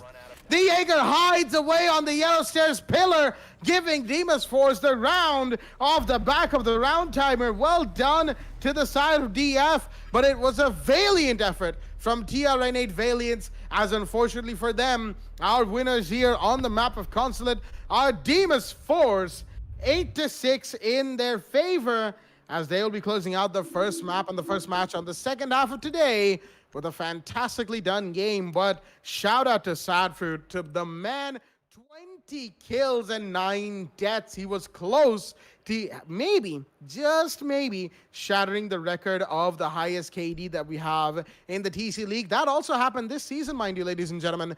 That was 23 kills from Dark Lord, but 20 kills today from Sad Fruit. He will be a happy fruit. Slightly, you know, it's a bittersweet ending for him and a bittersweet ending for the side of Valiance. With all that being said, more from our analyst, Baba Gusta, over at the analyst desk. Baba, the mic is yours.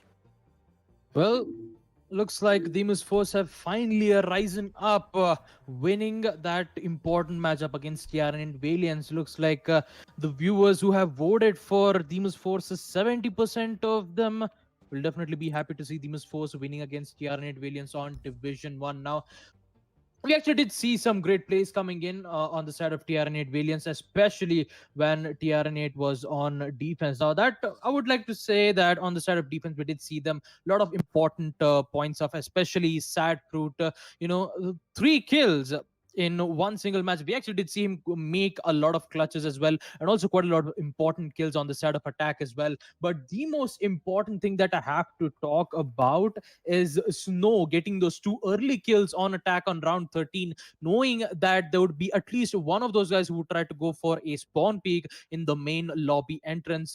Not only just that, he actually even got the wall bang on the side of bathroom, getting out 2 of those kills. But yep, in the end, Demas Force winning that specific overtime match point on attack gives them more motivation to win on the side of defense as well. Great patience coming in on the side of Tsushima Goat, as he actually took out the main diffuser Archangel, who was currently playing as the Nomad. He used the rotation to hopefully try to win the gunfight against Goat. He did not, eventually losing the diffuser on the hand. All Goat has to do was to just hold out on yellow stairs, and he succeeded in doing that. All in all, a really great performance coming in from Demas Force, and an extraordinary place coming in from TRN8 Valiance. But in the end, TRN8 Valiance will lose and Demas Force will win. So basically, that's all I have for today. Jack, back to you.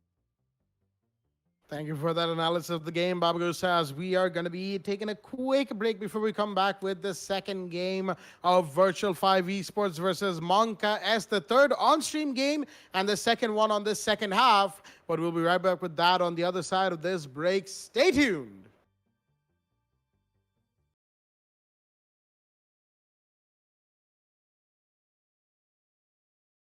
Captain Arya from the Esports Club here with some pretty awesome news.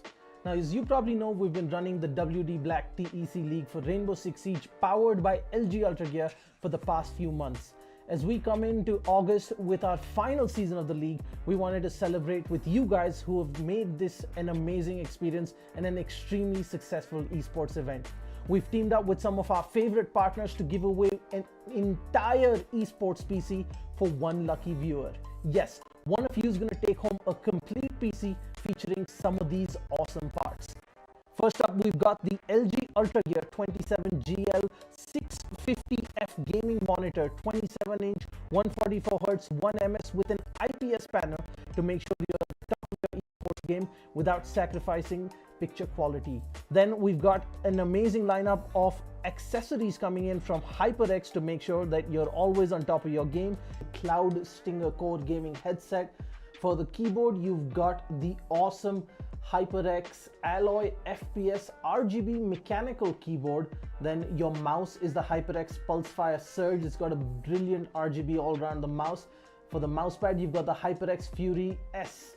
That is the speed edition of the extended mousepad. And then of course for your memory, you've got the HyperX Fury RGB RAM. You've got 16 gigs at 3400 megahertz. Next up, we've got the WD Blue SN550 NVMe SSD to make sure you're spending as little time loading and booting up and spend more time gaming. And then of course, at the heart of this PC is the Ryzen 5 3600X CPU. Now, as you know it, at the heart of every gaming PC is a great GPU. So we've teamed up with Zotac Gaming to give you a brand new RTX 2060 because frames win games and there should be nothing between you and top of the line performance. Next up, we've teamed up with NZXT, who make some of the best and most premium PC components on the market. Powering your PC is going to be the C850 fully modular power supply, and your cooling solutions are going to be taken care of the Kraken X63 all-in-one liquid cooler.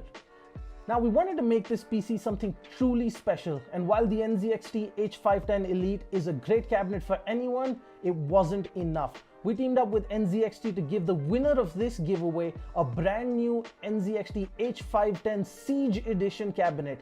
This is a limited edition licensed Rainbow Six Siege themed cabinet from NZXT. There are only 500 of these in the world and just a handful coming to India. The side panels of this cabinet are themed in the wall and door reinforcement designs from Rainbow Six Siege, and there is an illuminated 6 icon on the front panel along with a 6 icon charm and a puck in the signature breach charge design, which is only available with the H510 Siege. And one lucky winner on this giveaway is going to get a full esports PC sitting inside this beautiful cabinet. Now that you know everything that there is in the giveaway, the question is how you can take part. Well, it's fairly simple. First, head on to the link in the description of this video. Once you're at the giveaway landing page, fill out your details and follow the instructions.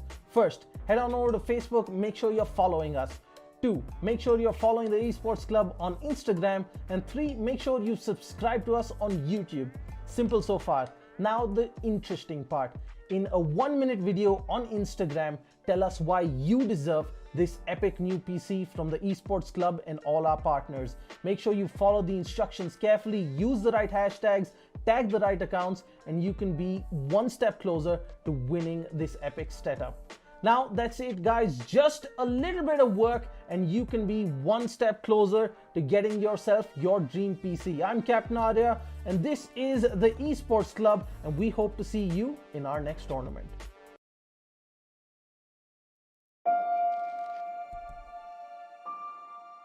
The moment of creation is a form of magic, where an off becomes an on, a 0 becomes a 1, then another, and another, until, deep in the complexity, you discover order, speed, reliability, power. Experience the WD Black NVMe SSD.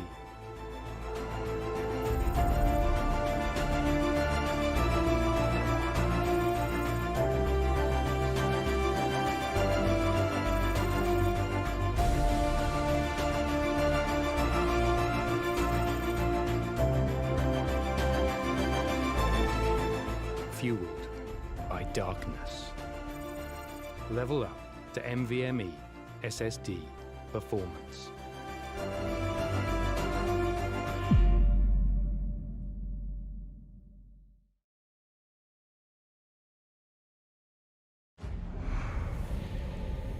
Numerous forces aimed at the Earth.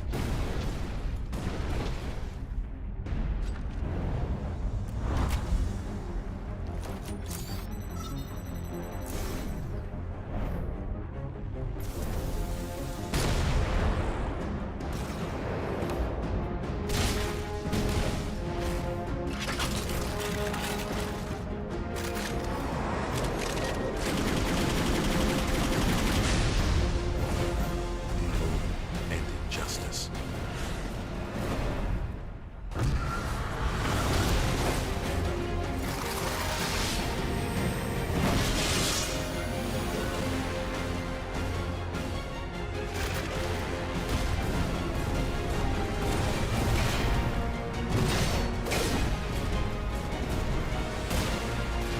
Let the glorious battle begin.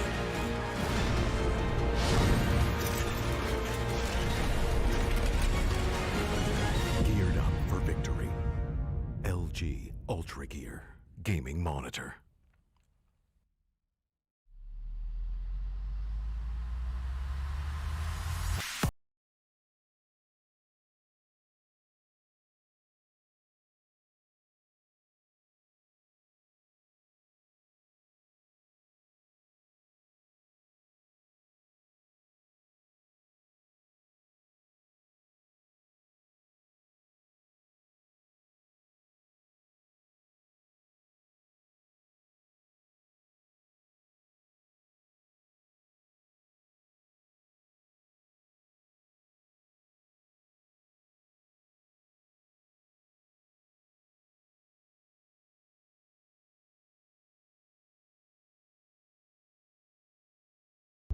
Ready to breach.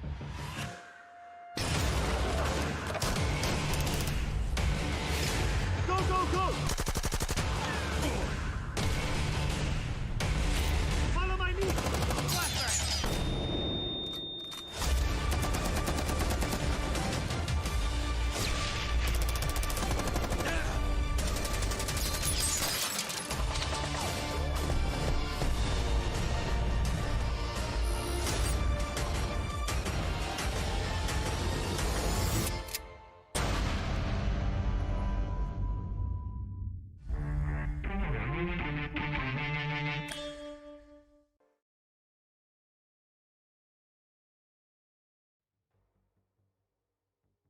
Alrighty then, ladies and gentlemen, welcome back to the WD Black the Esports Club League for Rainbow Six Siege, powered by LG Ultragear, in association with TEC, Fibernet, Zotac Gaming, and Games The Shop. I am your host, Blackjack. Joining me is my co-host, Sam and Foxy, and our analyst, Baba Gusta, as we are here for the second game on the second half of Division 1. Virtual 5 Esports will be taking on Monka S on the map of Cafe Dostoevsky. But before we get into that, a quick reminder to all our viewers to check out the socials of the Esports Club on Facebook and Instagram for the giveaway of a limited edition Rainbow Six Siege PC. There's only 500 of these across the world, so if you want to have a chance of winning one for yourselves, check out the Esports Club on Instagram and Facebook, and the link down in the description below for details on how to enter yourselves into the giveaway. With all of that said, we're already here in the ban phase, but more on this game and this match that we have, the teams that is,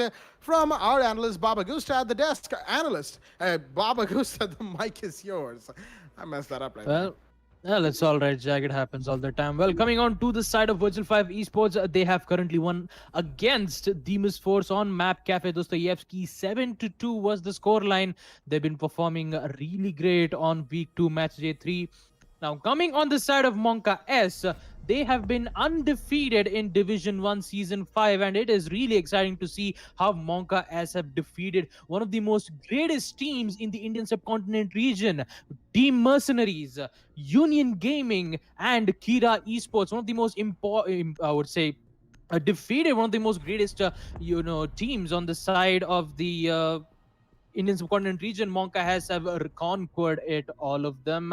And with that, on match day 4, we're going to be seeing them go up against Virtual 5 Esports on Map Cafe Dostoyevsky yet again. It is going to be really exciting to see how well Monka S is going to be performing, and also Virtual 5 Gaming, indeed, Unknown Gamer and Nani making those important plays indeed. Well, let's hope that they'll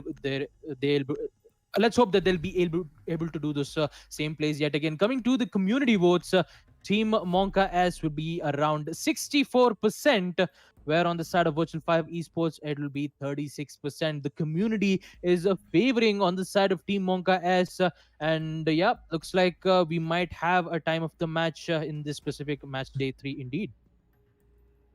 Absolutely. Match 2 of the second stream. Match 3 in total. That is the third stream match of day 4 of Division 1 is underway. We are here in round 1 between V5 and Monka S. Monka S are defending, V5 are attacking, and the first side of choice is first floor kitchen service and kitchen cooking. Speaking of which, let's have a quick look at both of the teams that are here in the lobby for us. From the side of V5, we've got Nani, Unknown Gamer, Nostalgia, Flickshotter, and Ghost Freak. While from the side of Monka S, we've got Lusty Boy, Firefly, Silence, I Move to Lion, and Scriptic. There we go. A very, very strong roster between both the teams right there. V5, of course, they recently had a little bit of a roster change.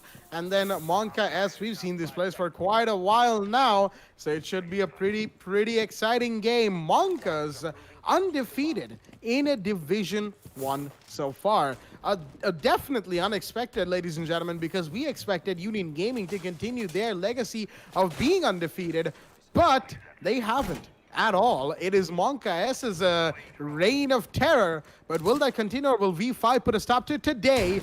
We're going to find out in just a quick moment as Foxy, this first round's in. How hyped are you? I'm very hyped, Blabjack. The way both these teams have been playing, and more importantly, Monka is definitely very serious the way they've been putting out the rounds and the matches. We've got round 1 underway. Cafe will be the map, and I'm excited to see how this plays out for them. They'll be on defense. That means taking maximum advantage of the situation will be the first instinct. But right now, what we're getting to see from V5, not a huge, in fact, not at all any emphasis on the top floor. We're getting to see a horizontal push coming in from them all the way on the side of the south and east hallway. We're getting the breach done in from the thermite as well. I don't think there's anybody to deny it, and as I speak about it, there's going to be a bandit coming in.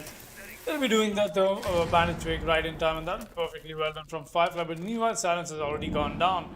That'll be a kill for Nani to grab, and a very important one for the Zofia indeed. That's going to be the Jaeger taken off the board, but now they've got the bandit to worry about. That's how they're employing so much more utility. They're making sure he does not get this trick done, but there'll be the trick once again. As he already done his part, note that the exothermic charge still in the hands of the bandit. It's finally going to go out for a ghost team. Meanwhile, he's going to find Firefly though. That'll be the bandit, so none of the tricks will be coming out from the side of the defense anymore. Line will be running the Pulse shotgun, very interestingly so, and that's why playing awfully close to this doorway is going to be something that will be in his advantage, but he's got to be careful as there's some huge disadvantage that the side of Monka S have brought themselves on. Virtual 5 Esports still staying strong in this one, and the Pulse has not been so spotted, but he's still going to get the drone. Maybe he's been spotted, maybe he's suspecting that. He cannot be taking chances at this point, and that's something we expect from them as well, but still, the cross angle is being watched from the side of Scriptic. That'll be the Dark. They'll be watching the hallways, making sure that the red hallway push will be stopped, but meanwhile, the Pulse has got to still stay strong. The Pulse shotgun is going to be such an influential play if he manages to pull this off, but he's got to be careful of the hallway. Oh, the flashers comes in. He's trying to wall bang as much as he can, but there won't be any bullets left, and that'll be Flick Shorter getting the frag onto the Pulse. Good takes from Fire. We're seeing Lusty Boy trying to stay strong here, but Scripty tries to go wide about this kill as well, but he's not able to find anyone. The plan is already being stuck by V5. Ghostface is going to find one. He's going to find them both. It's going to be a flawless round from the side of Virtual 5 Esports, and we don't get to see this every day. A flawless first round when it happens to be on Cafe, on attack. Beautifully well done from the side of Virtual 5 Esports. If I may say, surgically well done, in fact. 1-0 is indeed the scoreline. Round 2 will be underway. Let's see what we've got for ourselves heading over into this match. Round 2 is in play, and a beautifully done first round coming out from the side of V5. A flawless one being closed out by the double kill from Ghost Freak, as we're going to be heading back to first floor kitchen service and kitchen cooking from the side of Monka S. Mind you, it's only the first round. We've seen first round flawless rounds come out from defensive teams before, attacking teams before, only to be completely wiped on the other side from the side of the defenders, at least in the first half of the game. So this match, it could go either way even from here. It's only been the first round, ladies and gentlemen. That's not a big decider on what goes on. It is an important step taken in getting to the victory, because if you can deny your opponents their first rounds long enough, the pressure slowly starts to get to them. That's what V5 will be trying to do right now. They've taken the lead, they've taken the first round, all well and good, but now they're going to be trying to apply that pressure onto Monka S and make it even tougher for them to make a comeback happen. Firefly, interestingly enough, is actually running a suppressor on his MP7, and once again, I move to Lion with the 1014 shotgun. No disrespect to I move to Lion, but honestly, I don't think the 1014 shotgun is the best one in the game. If you ask me, it's definitely one of the worst auto shotguns in the game.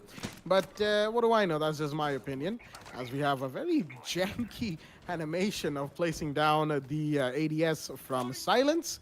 Not sure what happened to the Eager's wrist there. He probably needs to get them checked out by Doc, but Scriptic's currently a little busy, as he'll be dealing with attackers coming in to his general direction. A breach charge comes in from Nanny. A very tiny angle open to watch the white stairs. Not going to see anybody just yet, but there's a defender who's pushed up awfully close. At least I can see someone on the outlines. That could be somebody in the hallway. No, that's just inside of Cold Room. That could actually be the Pulse, now that I think about it, as Nanny slowly pushing in little by little. He's actually pushing quite a bit, all the way up to VIP corridor into bar. Drones have come in. They know for the fact that this castle barricade is probably unprotected. I say probably because there could be a defender who swings wide any second now, but it will still be blown open, taking care of the barbed wire with it, and now they have to be careful of small bakery. Nobody's in coat check, as the defenders, a couple of them are above, a few of them are in sight, but they are thoroughly expecting this push through the back end here. Oh dear me, was that the last impact grenade from the Zofia? That may or may not have been, and the ADS could just shut down the hard breach that they wanted to make on this freezer cold room wall. Shots are coming out from the 1014 of the Pulse. He's trying to find any attackers he can on the bar door, first floor bar door that is. But so far, not great. He knows that there's attackers close, but he can't do anything about it because there's a reinforced wall stopping him from doing that. As there we go, a trick comes in, and unfortunately the Thermite exothermic charge will be taken care of by the Bandit. He still has one more, but they're a little confused, V5. They expected this to go a little better than this. As right now, they're going to have to make this push happen from somewhere else. They're going to regroup and make a different push come true, as staying on Cold Room for too long is pretty much going to be their deathbed. White stairs are going to be droned. Unknown Gamer is going to be holding down on the hallway. In the meanwhile, shots are being fired by the ARX, and that's actually Capitao, who finds one flick shot to find Scriptic, but Unknown Gamer goes under Lusty Boy. In the meanwhile, as one has been taken by the castle, the UMP comes out. Will the 1014 come out any second now, or will it be the Silence that is Jaeger on the red stairs? Ghost Freak, does he know that there's somebody on red stairs? He does probably. He has the suspicion, while he knows that there's a Pulse playing close as well. Time is of the essence right now for V5, as they need to make their way in slowly but surely. Nanny is holding down brown stairs. Fletcher's trying to make his way in. He might be met with some resistance any second now. Shots are being fired from Kochek, as Ghost Freak's going to move in, find I move to Lion, take him off the board, and there's somebody's out of Cold Room, but Silence is going to find Nanny. In the meanwhile, will the Bandit go down? He will. The safe for throw was unfortunate for him. It's a 3 versus 2 right now. Nostalgia is going for the plan. It's going to be a situation where Lusty Boy and Silence have to make a retake into sight. Silence doesn't know where these attackers are. No, he does not. And now it's all down to the castle in a 1v3 site retake. And he's going to be forced to come in through first floor bar. Doesn't know where the Cap Tower is. Not quite. Shots fired. Give away his position. And the Ash will take that kill. Ghost Freak drops him, relieves him of his head, and puts him out of his misery as the Ash is going to secure the round once again, being the one to get the final kill for the side of the attack. Round 2 goes to the side of Virtual 5 as well, as they have come out very strong here on the map of Cafe Dostoevsky.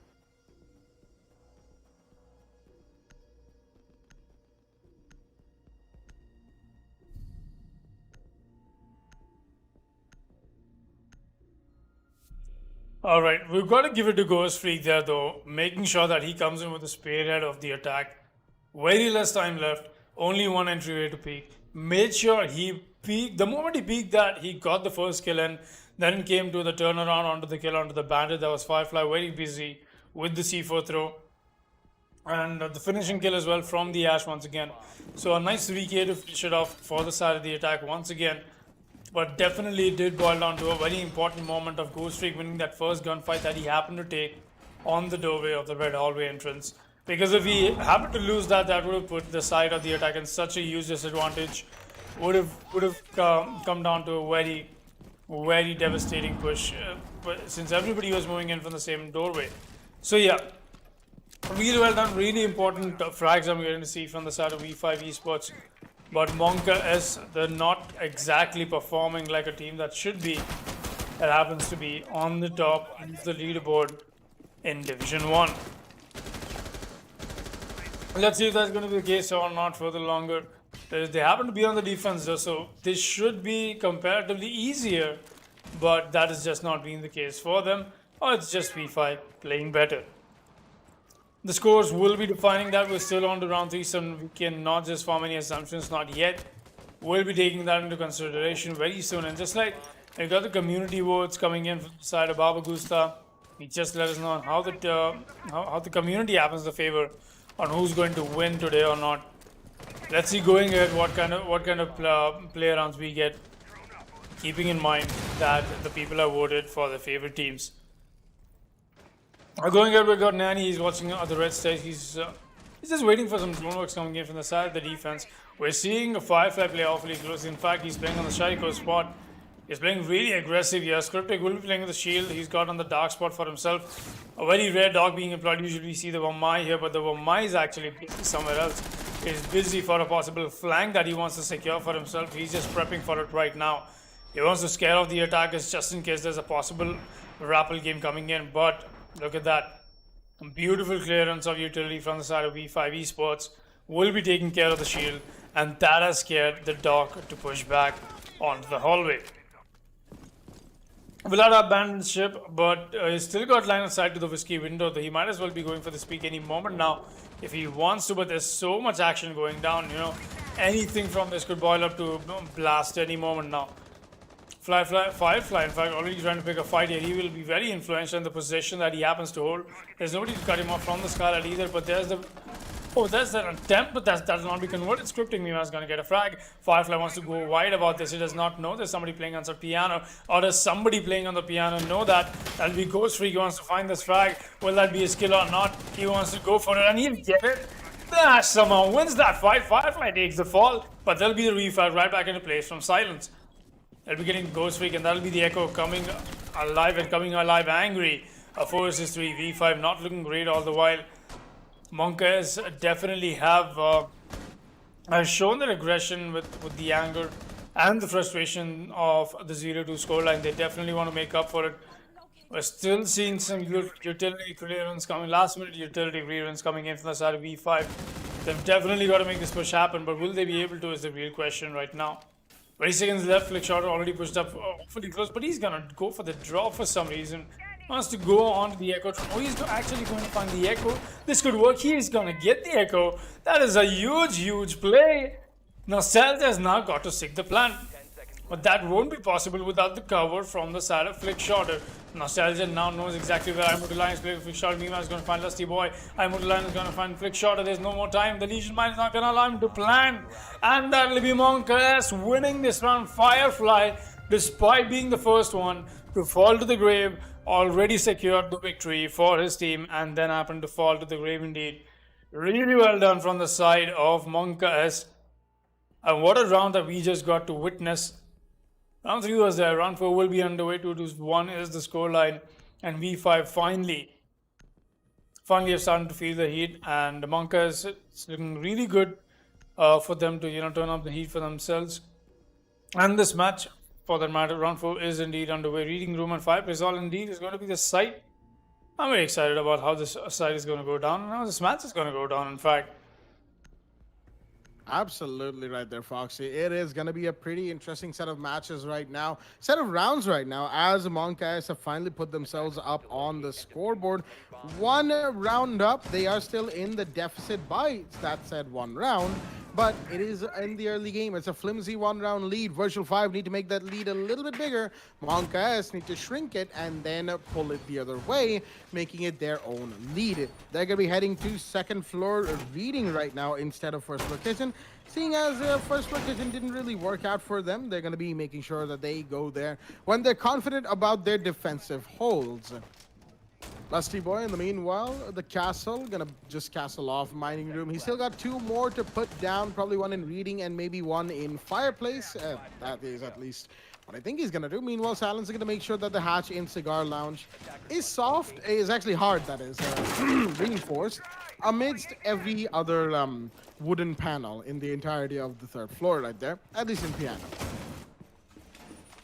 Some final adjustments being made to the hole that they are trying to pull out right now. That is, of course, Monkas. They're going to have the last bit of meat jammers go out. There's an ADS, a couple of them, in fact, that Immortaline has yet to put down. He will be doing that right now.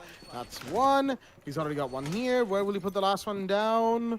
Is he even going to put the last one down is the real question right now. He's got Mozzie for support as hatches are being broken open by the side of V5. They're on the roof nice and quickly. As Firefly, he's all the way out by the museum entrance, red stairs corridor.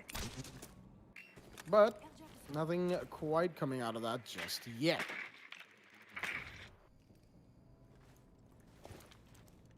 Nanny's going to drop the red stairs hatch nice and quickly. Drones are coming in from the side of V5 as they're going to be supporting their fraggers, their entryway, that is, entry fraggers, and making sure that they manage to get access to 3rd floor and then eventually 2nd floor uncontested.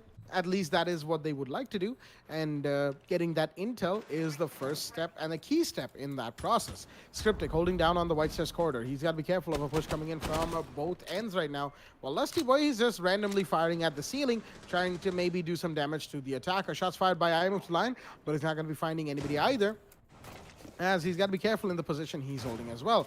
There's somebody on the mid-white stairs window. Scriptic knows this. The drone has seen him, but there's somebody on piano that has seen him as well. Nanny is going to take a bit of damage, but nothing too big happening either.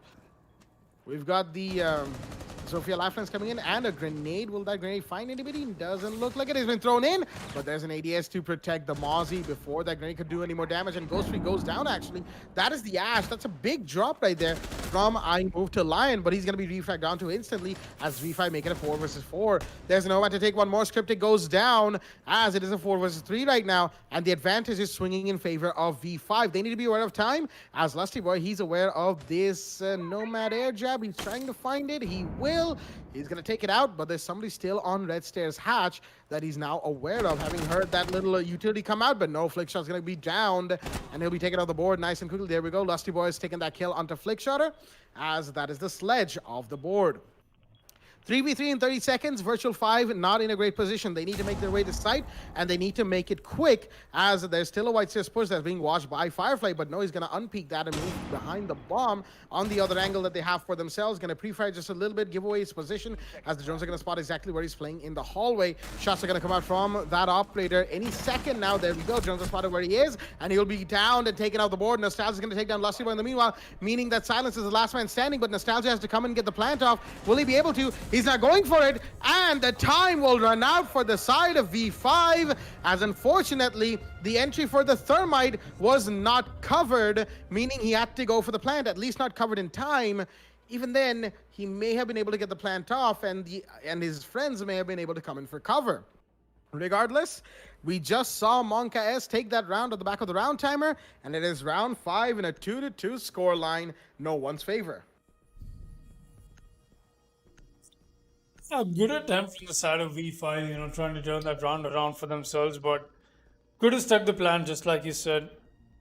We could have seen something like that come out, but once again, the problem was not enough intel. It's what happened to put them in a little bit of a mix in terms of where the last defender happens to be at. If they knew that he happens to be really far away, behind the cupboard on the side of the couches, if he's all the way on the side over there, so we might as well tell the plant on the doorway, because it was the thermite who had the diffuser. So once again, both these teams have been striving off intel since the match has begun. Let's see if this time around we'll be seeing a little more dependency on that. We did see the Valkyrie ban come out from the side of Virtual 5 Esports though, and Immortal Lion displaying certain emotions towards it as well. But then again, let's see how things turn out. They're going ahead into this match. Got Silence coming up. He's playing the Jaeger. Sells a nice clutch in the last round without having to do anything. That's one of the best clutches you can always do, And I think that's in the spirit of the game. It's called outplaying, man. It's not even a clutch. You're just outplaying. That's great. That's amazing. That out of the way, we've got Cryptic running on the Legion. Firefly will be once again back on the Bandit. It looks like he'll not be pleading his fellow teammate a whole lot with that barricade opener, but Lusty Boy is more than glad to support for his teammate. Just going to castle that back up quickly. No fuss created, obviously. Nostalgia comes in with the drone. He's going to find Cryptic behind the bakery counter. In fact, they want to take control on the bakery, and that's what the attacker's strategy is going to be for the moment. But I would still not be a little too surprised if they would go for a double push. A Legion Mine thrown and destroyed by himself. That'll be Cryptic. We're still seeing the push-up from Silence. I don't think the attackers know this. The Jaeger might as well be very influential right now. If he goes to the White Peak, he's going to go for it. He's going to find one. No, he's not even going to find one of them. But yes, Cryptic to take perfect advantage of the situation. Silence finds one for himself. The White Peak is in, and Silence is going to find another. Silence finds one more, and Silence finds 3 kills in total. That was a cleanup from Jorah. What do we just get to see? The Jaeger decimated the side of Virtual 5 Esports, and we all stood witness. Oh my god. It's all down to Unknown Gamer. 1 versus 5 ace clutch situation. He's gonna find Jorah though. That'll be Silence taking the fall. He's still got a 1 versus 4 to fight against. He's got the diffuser right in front of him. Definitely could go for the retrieval. 1 minute and 20 seconds left. That'll be the whistle coming up. He's gonna spot him. Get that frag as well. Really well done. The double kill for Unknown Gamer so far. He's definitely feeling the heat right now. He's definitely getting warmed up for this. He wants this clutch. He wants this ace. But has he got it? Does he have what it takes to get this ace clutch in? He won't be surviving for long. The Monka S will be getting that frag in. And round 5 will be going to them in a very, very bizarre turn of events. It's just Jorah plays, man. That's how stuff goes down. Round 6 will be underway. A 3-2 Monka S. The advantage, definitely advantage that they so dialing deserve, but 1 round away from the roll swap. Round 6 will be the round. In fact, will we see V5 bring up the equalizer going into defense on Cafe? Let's find that out. Also, I don't get to see the Thatcher being played even if it's being banned. Something that's been going for quite a bit now. But anyways, coming back. Round 6 is indeed going to be underway.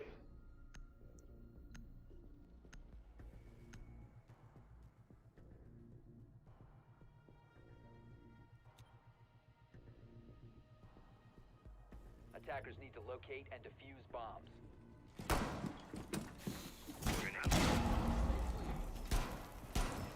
Alright, so going out, we've got Firefly coming up with the cap can. Lusty Boy will be on the my.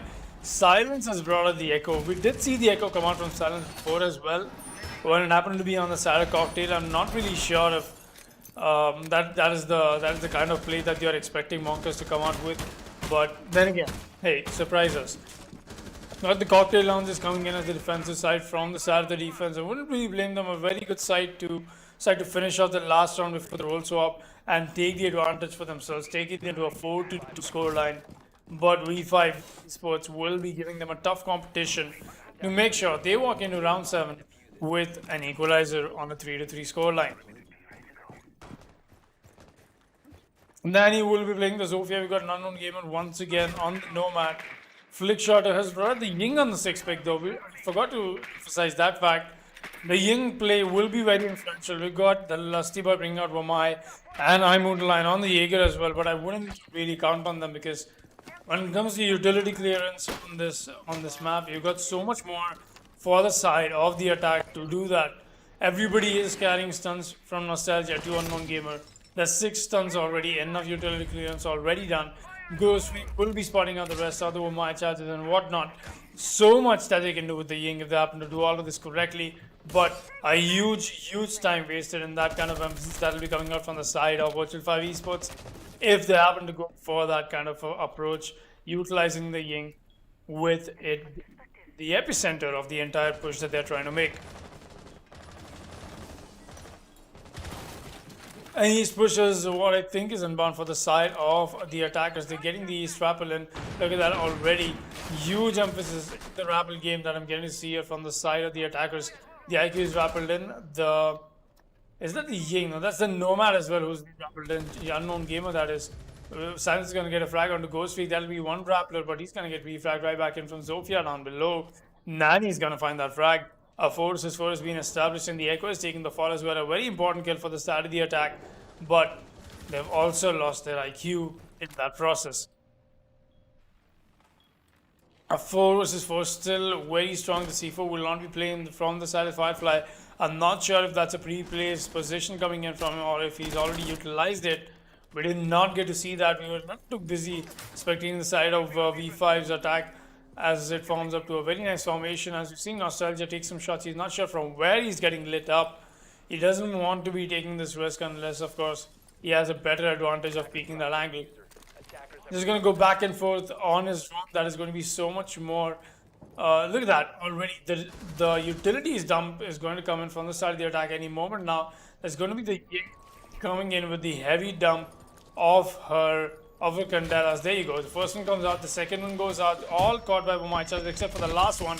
And the run-in is in. Wamai takes the fall. First one to be punished, wants to go and stick the plan. He's got cover from his teammates. That'll be the first frag in, but Nani refrag right back in. And that's a refrag you'd like to have for yourselves. The Skyline is being watched, but that'll be a frag for the cap gun.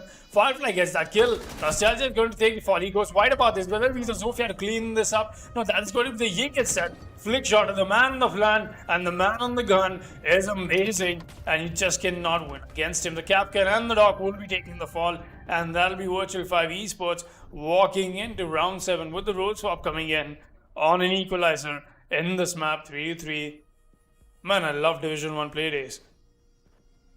Absolutely well said right there, Foxy. There's no reason not to with the push that we just got to see from V5. They were down around, but they have managed to pull it back and make it equalized going into roll swap round 7. A quick look at the scoreboard shows us a fairly evenly distributed scoreboard between both teams. However, of course, the side of V5 just have a few more frags, especially after winning out that last round. But then again, Wonka S, the couple of runs that they did win, they were playing a bit on time, which is why it's not always about the kills, you know? It's not always about the kills. It's also about playing time, playing utility, playing intel, and playing support, and so many other things that go into a standard match of Rainbow Six competitive. Not sure where that impact grenade came out from Ghost Freak. I think he's a little confused himself. Just trying to breeze that open. There we go. He'll get that done nice and quickly. That's a second, though. He's out of impacts, and now it's the Echo Nostalgia, who probably has a couple of impacts himself. Seeing as Echo... No, actually, he has the barbed wire. All right. Echo lost his deployable shield for the impacts not too long ago. However, he's going to be holding on to the barbed wire today. No impacts remaining from either of these. 5 seconds left. Looks like they've also used a flick shot or C4. That's oh yeah, to open up the rotate in the cold room. Okay, I just noticed that. Yeah, that's a little unfortunate. The Kaid, he probably would have liked to play below with the C4, but unfortunately, he won't be able to. His C4 has been used up as round 7 is going to hit action phase nice and quickly. The side of Monkas are now on the attack. They're going to have to be careful on how they make these plays happen, mind you, seeing as the Virtual 5 on the defense are nothing to be trifled with. The IQ spotted something in her RED scanners, but unfortunately won't be able to take that piece of utility out because there's a lot of hard walls on the exterior of this map, as we all know. Right now, what Virtual 5 have to focus on is getting the utility clearance in, getting the intel in, and focus on getting in the map. One of Echo Jones gets taken down. Nostalgia, oh dear, he's not going to be too happy about that. But he's got another one, so hopefully he'll be able to hold on to that for the time being. Silence, he's here, burning out the ADS on the white corridor. That's a pretty good idea because now the Zofia can throw in her utility into the white stairs as well. But there's Y magnets, more flashbangs are coming out. Unknown Gamer is going to be flashed, and Nanny is now holding down the mid white stairs window. Still, nothing to come of all of that. Ghost Freak and the Jaeger are holding below. They're going to be pretty important to this push as there's a Zofia outside of the reading room door. Ghost Freak knows this. He might potentially go for a run. No, that would be ill-advised. He's just going to give his teammate Nanny the call out and warn him that, hey, there's something coming. There's going to be probably a push from there. But no, there's a push from White Stairs as the Jaeger is going to get the refrag into Lusty Boy. Lusty Boy was the one to take down Ghost Freak just now as Nanny back to the bullet hole peak is going to find Firefly as well. Give the side of the defense a huge advantage. V5 are not stepping down here as shots are going to be fired by Silence, but he's not going to be able to find the Kaid inside of sight, at least not just yet. V5 are looking very strong right now. Silence, he's trying to find where these defenders are sitting. No luck yet. On the upside down rappel in Terrace, he might be taken out by the Kaid any second now, who would come in for a big peek. Flick shotter. He's done a bit of damage. He needs to do a little bit more, but so far, nothing big coming out of that just yet. I moved to line. Oh, he tried to peek the Echo. Unfortunately, the Echo picked him first and took him off the board. Nostalgia with the beautiful plays as now Striptix coming in on bar. He's going to be spotted by the Kaid and taken off the board. He was low on HP. That leaves the Repeller, the last man standing. Silence on the terrace. Now he's just relocated to the top. And he's just going to be sitting around here probably for the time being, maybe trying to get a couple of kills. He will actually get one, barely winning the fight against the Kaid as he's got to pull into sight. He will find the Echo as well. All right, that's a double kill, but no, he will not have any clutches today. Unknown Gamer is going to make sure of that. He's going to take the MP5K and drop Silence with it. And that is going to give the side of Virtual 5 Esports round 7 on third floor bar. They are on the defense, ladies and gentlemen. That means that they will not be able to go back to bar for a couple of rounds. And that's why we're going to be seeing the pick go towards the side of Reading Room. Okay, it was Kitchen for a second, contested, and then Reading Room. Round 8 is in play. Round 8 will be in play indeed, and really well played from the side of V5. We'll be seeing them surround defense. In fact, the Mira brought out from Ghost Freak will get 6 pick under the pulse. Reading Room and Fireplace Hall, definitely a nice side for them to begin upon, but let's see if they're able to bring out a performance we did get to see from Monka S or not. Monka S, though, the emphasis that did come out from them in the last round was a little too hasty, a little too rushed. But maybe this time around they've learned from what they happened to do wrongly last time. Then they'll not be repeating that this time around once again. And obviously the side swap is also going to matter. But coming back, let's see what this side brings up. Flick Shotter will be on the Echo with Nostalgia on the Maya as well. And there'll be Unknown Gamer playing the Mute Nanny on the Jaeger. Very standard stuff that I'm getting to see from the side of V5 in terms of how they like to employ their operators. Ghost Freak on the pulse, so it's definitely going to be a very nice change up, a good dynamic that Virtual 5 Esports can definitely take the advantage of.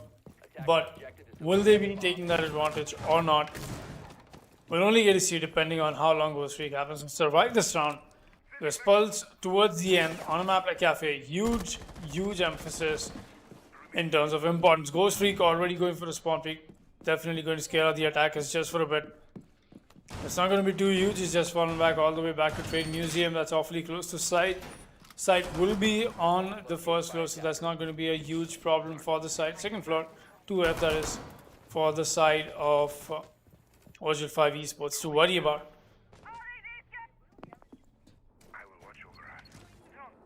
Firefly is just making sure all the RD scanner stuff is getting spotted in his scanner. There he is. He's going to spot the pulse as well. I knows exactly where Ghost Freak happens to play, but Ghost Freak, I don't think he spotted out Firefly in return, in fact, though. And that's going to be huge because I don't.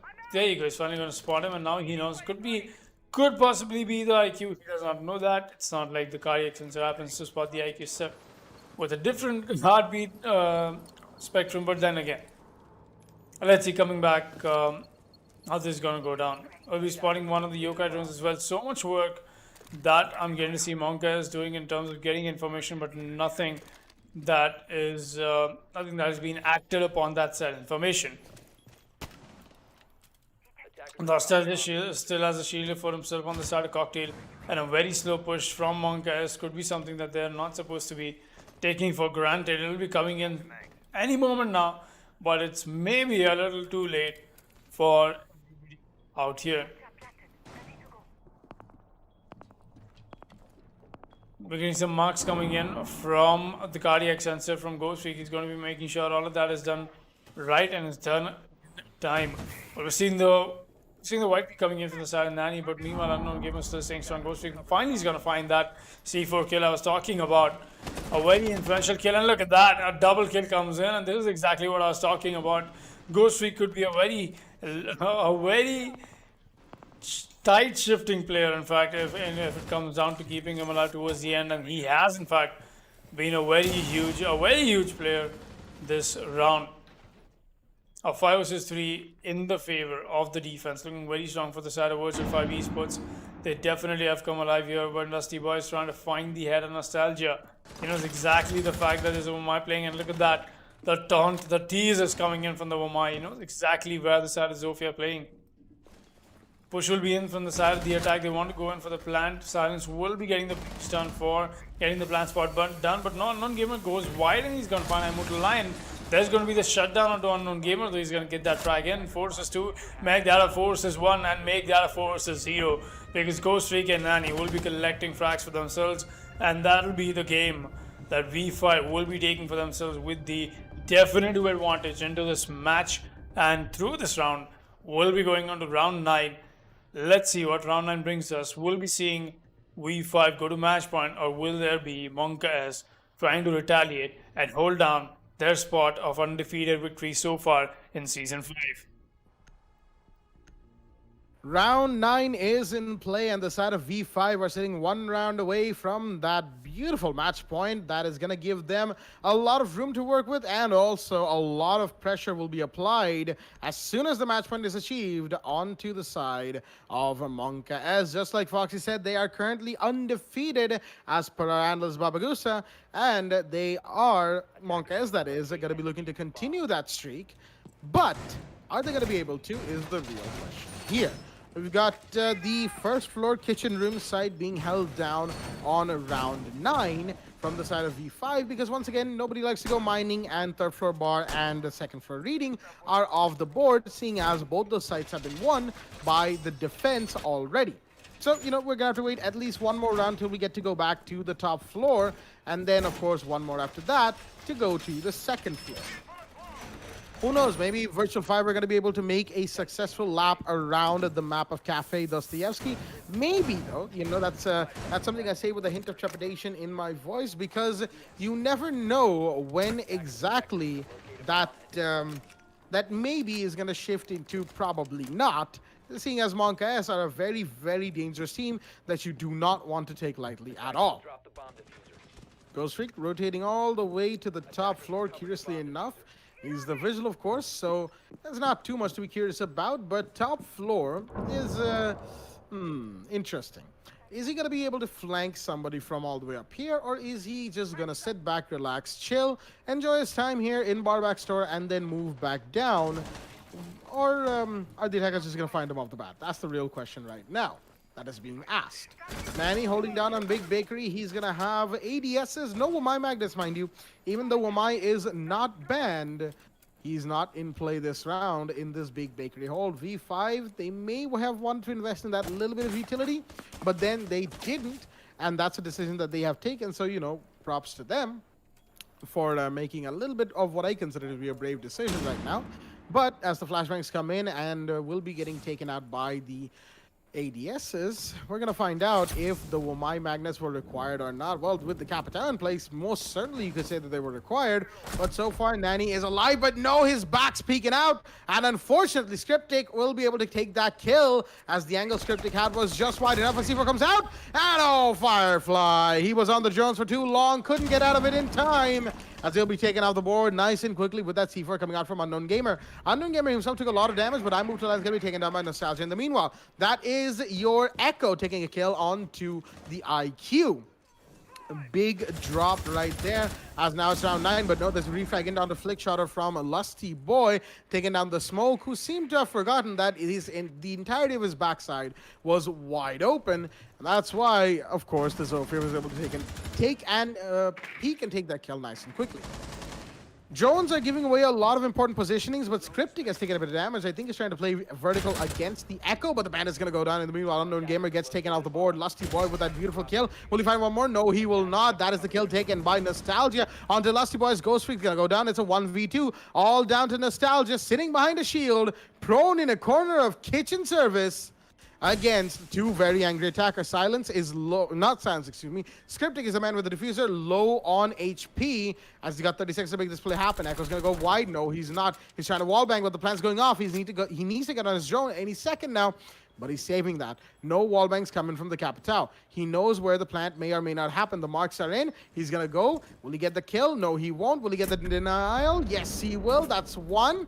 He's gonna wait, but that Echo drone gets taken out. Now he's gotta pull it back in. Will he be able to? No, he won't. Not in time. Shots are fired by. Oh, he actually connects on the Thermite. Will he connect on the Capital though? It is a 1v1 between the Echo and yes, he will. The head gets taken clean off of Scriptic, as Nostalgia will not allow Monka S to pass through this round and give the side of V5 the match point. That is because they were 5-3 already. They won round 9, and that means, ladies and gentlemen, V5 are now match point 6-3 up after this beautiful 1v2 clutch from the side of the Echo. Nostalgia bringing in the hype right here, as that 1v2 has given the side of V5 a 3-round lead. More importantly, it's match point, so that's a lot of pressure being added to the side of Monka S's attack right now, as they need to tighten up, otherwise they won't be able to make a comeback.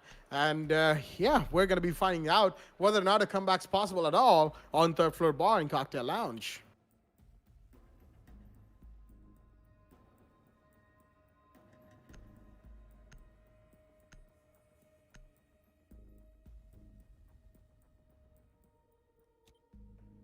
Round 10 is in play, and 6-3 is the scoreline, as we had a little bit moment of silence right there, just admiring the Echo clutch between ourselves. I'm just joking, of course. But regardless, it was a beautiful clutch coming out from Nostalgia on the Echo. He's actually gone back on the Echo as well, as Ghost Freak will be the doc putting down those barbed wires that are always so pesky to deal with for the attackers. Easy, but annoying, because there's just so many of them, as in most rounds, it seems that way. This round definitely, because Nani, I believe, has some barbed wires of his own. Or is that flick shot or the smoke? It might just be the smoke. But that would make 6 sets of barbed wires being brought out by the side of the defense. As we have a quick look at the scoreboard, Ghost Freak with 11 kills to his name, and of course 8 to Flickshot, who just overtook Ghost Freak after reinforcing. He's ahead by 9 points, just 9. Nostalgia's coming up just behind them with 7 of his own, along with Unknown Gamer, and of course 6 being taken in by the last member of V5. Excuse me, right there. Silence nice and quickly on the roof. He's trying to catch somebody off guard from the skylight peak right now, but will he be able to? I don't think so. It's gone awfully quiet, which means that V5 have finished setting up, at least for the time being. They don't need to make any improvisations just yet, as they will hold down as hard as possible. Silence in the meanwhile, he's peeking on Cafe Top. But again, nothing to be found here. Nothing to see, officer, and he can move on nice and quickly. Breachers are going to be used by the IQ to make sure that the hatches are opened out nice and quickly on the roof of Cafe. As we've got Ghost Freak in an interesting position. Barely was the flashbang of the Blackbeard in the meanwhile, as actually, yeah, that is something that reminds me. Firefly is playing Blackbeard. That's a pretty big one right there. Blackbeard, a divisive operator in Rainbow Six, is in play as his gigantic rifle shield is gonna be protecting him at least for a little bit against the headshots of the attack of the defenders. Ooh, there's somebody on the mid-white says window, though. They know this. And, oh, Ghost Freak, he barely missed the legs right there of the repelling attacker who's gone back up to the roof. And he's going to hold down on white corridor in the meanwhile. The smoke is busy making another rotate and or line of sight. And there's shots being fired. Oh, but what a connect as Ghost Freak finds Silence's head. And that is the Amaru of the board. Tried to go for the upside down rappel on the mid-white stairs corridor, but unfortunately got taken out for his trouble. And Lusty, where he tried to sneak up, but he was taken off for his trouble as well. He's been downed. He'll be able to get back up from here. He is the Zofia after all. There's a Blackbeard for cover. As of my magnet goes out, Unknown Gamer, he knows the danger that is next to him, but Script is going to be found by a Ghost Freak in the meanwhile. Oh, but Unknown Gamer's here to find Lusty Boy, and there goes another one. The Capita drops Unknown Gamer with 2. Is going to take down the Zofia and the Capital. And the only one to be lost from the side of the defense is the Doc, which means it's a 4 versus 2 right now. The Blackbeard is still alive. I move to Lion, X and Firefly are going to be moving in slowly but surely. They want to take this Homai on, but Unknown Gamer is going to be taken down by the IQ instead. Blackbeard is going to re-attempt his push somewhere else onto the piano corridor. Not quite. Flick Shutter with the gas canisters of the smoke, throwing them out to make sure that V5 get as much time as they need before the side of the attack can get in and get the plant off. The Blackbeard, he's going to be looking for where he's getting spotted from as a recharge is going to be used, but there goes the smoke grenade to close off yet another entryway, and now the SMG-11's in because that's a close-range fight, but no, there's somebody else to take that kill. That is the Jaeger Nanny with 1. He broke the shield of the Blackbeard, unfortunately couldn't get the kill, as now it's going to be the Echo. No, it's going to be the smoke to finish him off, as that is Flick Shotter with the kill onto Firefly to finish things off for the side of Virtual 5 and Monka S on round 10. Third floor bar goes to them. And Monka S, they tried. Unfortunately, their undefeated streak in Div 1 comes to an end for Season 5. Their games haven't. It's just their winning streak that has ended. As the map of Cafe will be won by Virtual 5 Esports on a scoreline of 7-3. A fairly dominating scoreline right here coming in from V5 as they are going to be moving up that leaderboard just a little bit more. But more on that from our analyst Baba Gusta over at the desk. Baba, the mic is yours. Well. For a moment there, I thought Virtual 5, I actually thought that Monka S was going to win against Virtual 5 Esports, but looks like my prediction was wrong all along. Ghost Freak with the 12 kills, and just like you saw on round 10, where Unknown Gamer, he was all by himself with that deployable shield. He eventually downed the Zofia, but he was quite worried about the angle being placed on the Whiskey window in which the IQ was holding on. The second peak comes in where he actually takes out the Zofia as well as the IQ, which gives Virtual 5 the upper hand, getting those important win indeed. And that, my goodness, how can I not talk about Nostalgia's incredible clutch on that 1v2? That deployable shield placed from that kitchen counter gave Echo an opportunity to hold a particular angle that eventually he got 2 kills from that deployable shield. And a lot of yokai drones were also there was one yokai drone being placed on the kitchen launch which was able to deny the Capitão's HP to be reduced. But if instead of Capitão, if there was an IQ still being alive, it would have been possible for them to take out those yokai drones first and hopefully win the fight against them, but it didn't work out quite well in the end. Coming off on the side of Monka S, they've currently won, I believe, 3 rounds on defense, in which they actually had the lead round 3, 4, and 5, in which round 1 and 2 you have to see Virtual 5 Esports with such great utilities to take out Firefly playing as the Bandit, Capitão's fireballs to make sure that Bandit won't be able to use those Bandit wouldn't be able to use any Bandit tricks being used, but the Ash's breaching charge what made the confirmation on taking out the Bandit. I mean, next, I actually do want to appreciate Silence with that really great rotation coming in from round 5, as he just made an easy flank on the small bakery. He just waited for the right moment on the attack side of Virtual 5 Esports to just push in, and all he needs is just one magazine, and he just Jora just takes out all three of those players just like that. And also, we actually did see some great attacks coming in on the side of Virtual 5 Esports, especially round 6 when Flickshot, playing as the Ying, he actually went in for an aggressive push, used all of his Ying's Candelas to get in on the side and plant without having any problems. Indeed, it was quite a lot of quick match indeed, with Virtual 5 Esports being very confident. I'm really excited to see how well that they're going to be doing this in the last, we still have week 3. We might be able to see 2 matches of Virtual 5 Esports going up against a particular team that I don't even know of yet. But the interesting match that we are going to be looking on is Team Mercenaries going up against Level 0 Esports. Now that is definitely an interesting match that I would love to look on too. Absolutely well said right there, Baba. Mercenaries versus Level 0 Esports is going to be live on your screens in just a short while, ladies and gentlemen. And we'll be right back with that after this tiny break. Stay tuned.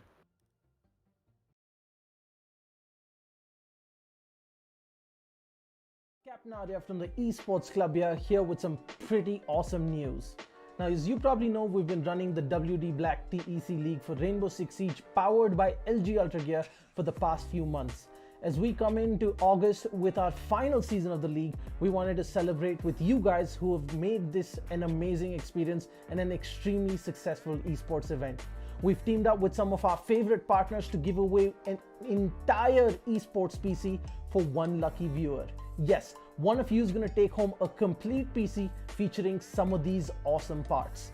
First up, we've got the LG Ultragear 27GL 650F gaming monitor, 27-inch, 144Hz, 1ms with an IPS panel to make sure you're at the top of your esports game without sacrificing picture quality. Then we've got an amazing lineup of accessories coming in from HyperX to make sure that you're always on top of your game. Cloud Stinger Core gaming headset. For the keyboard, you've got the awesome HyperX Alloy FPS RGB mechanical keyboard. Then your mouse is the HyperFire Surge. It's got a brilliant RGB all around the mouse. For the mousepad, you've got the HyperX Fury S. That is the speed edition of the extended mousepad. And then of course, for your memory, you've got the HyperX Fury RGB RAM. You've got 16 gigs at 3400 megahertz. Next up, we've got the WD Blue SN550 NVMe SSD to make sure you're spending as little time loading and booting up and spend more time gaming. And then of course, at the heart of this PC is the Ryzen 5 3600X CPU. Now, as you know it, at the heart of every gaming PC is a great GPU. So we've teamed up with Zotac Gaming to give you a brand new RTX 2060, because frames win games and there should be nothing between you and top of the line performance. Next up, we've teamed up with NZXT, who make some of the best and most premium PC components on the market. Powering your PC is going to be the C850 fully modular power supply, and your cooling solutions are going to be taken care of the Kraken X63 all-in-one liquid cooler. Now, we wanted to make this PC something truly special, and while the NZXT H510 Elite is a great cabinet for anyone, it wasn't enough. We teamed up with NZXT to give the winner of this giveaway a brand new NZXT H510 Siege Edition cabinet. This is a limited edition licensed Rainbow Six Siege themed cabinet from NZXT. There are only 500 of these in the world and just a handful coming to India. The side panels of this cabinet are themed in the wall and door reinforcement designs from Rainbow Six Siege, and there is an illuminated 6 icon on the front panel along with a 6 icon charm and a puck in the signature breach charge design, which is only available with the H510 Siege. And one lucky winner on this giveaway is going to get a full esports PC sitting inside this beautiful cabinet. Now that you know everything that there is in the giveaway, the question is how you can take part. Well, it's fairly simple. First, head on to the link in the description of this video. Once you're at the giveaway landing page, fill out your details and follow the instructions. First, head on over to Facebook, make sure you're following us. 2, make sure you're following the Esports Club on Instagram. And 3, make sure you subscribe to us on YouTube. Simple so far. Now the interesting part. in a 1-minute video on Instagram. Tell us why you deserve this epic new PC from the Esports Club and all our partners. Make sure you follow the instructions carefully, use the right hashtags, tag the right accounts, and you can be one step closer to winning this epic setup. Now that's it guys, just a little bit of work and you can be one step closer to getting yourself your dream PC. I'm Captain Arya and this is the Esports Club, and we hope to see you in our next tournament.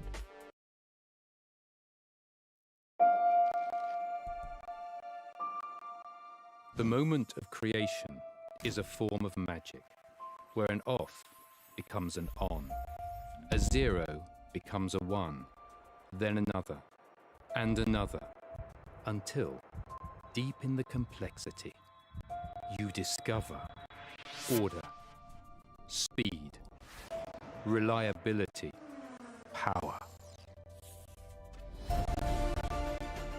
Experience the WD Black NVMe SSD.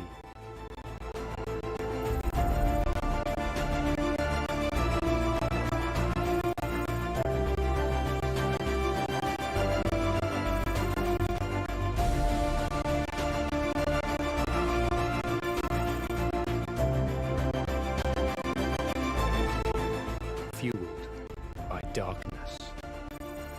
Level up to NVMe SSD performance.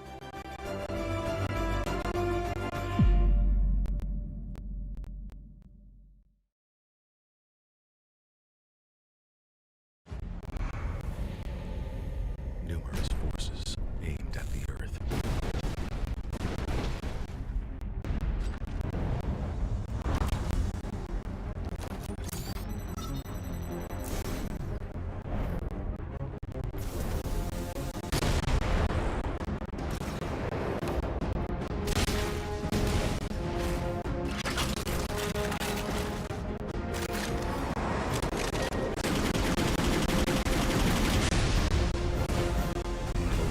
And injustice.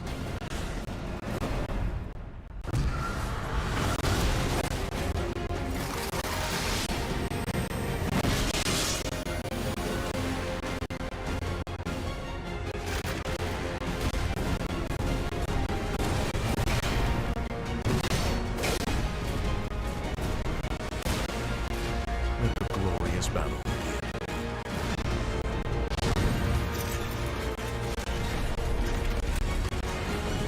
Geared up for victory. LG Ultragear Gaming Monitor.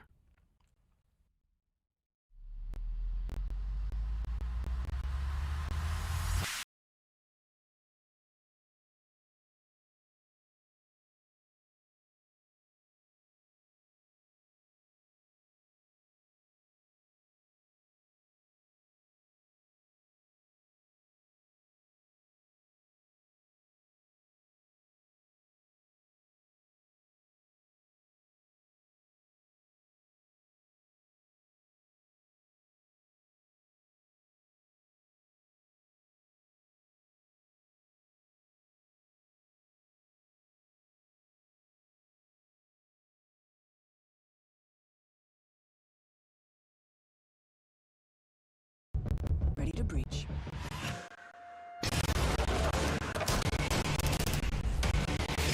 Go, go, go! Follow my lead! Flashback!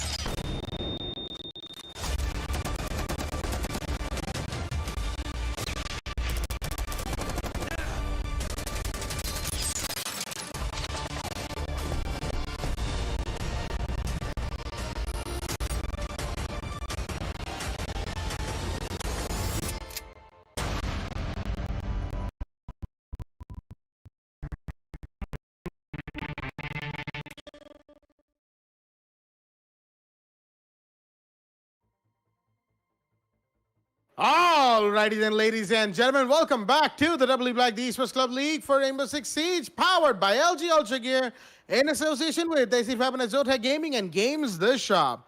I'm your host, Blackjack. Joining me is my co-host, Am Foxy, and our analyst, Baba Gusta, as we are here for the third and final game of the day. The fourth, actually, if we count the first stream of the day, and we should, because that had a very exciting game as well, but more on that at the end of today's stream, because right now it is Mercenaries and Level 0 Esports. A big game coming up, but a quick reminder to all of our viewers before we get into the match to check out the socials of the Esports Club on Facebook and Instagram for the giveaway of a limited edition Rainbow Six Siege PC. There's only 500 of these across the world, so if you want to have a chance of winning one for yourselves, check out the socials on Instagram and Facebook and the link down in the description below for the details on how to enter yourselves into this giveaway. With all that being said, ladies and gentlemen, just like I said before, Level 0 Esports versus Mercenaries. They're going to be taking each other on the map of Villa.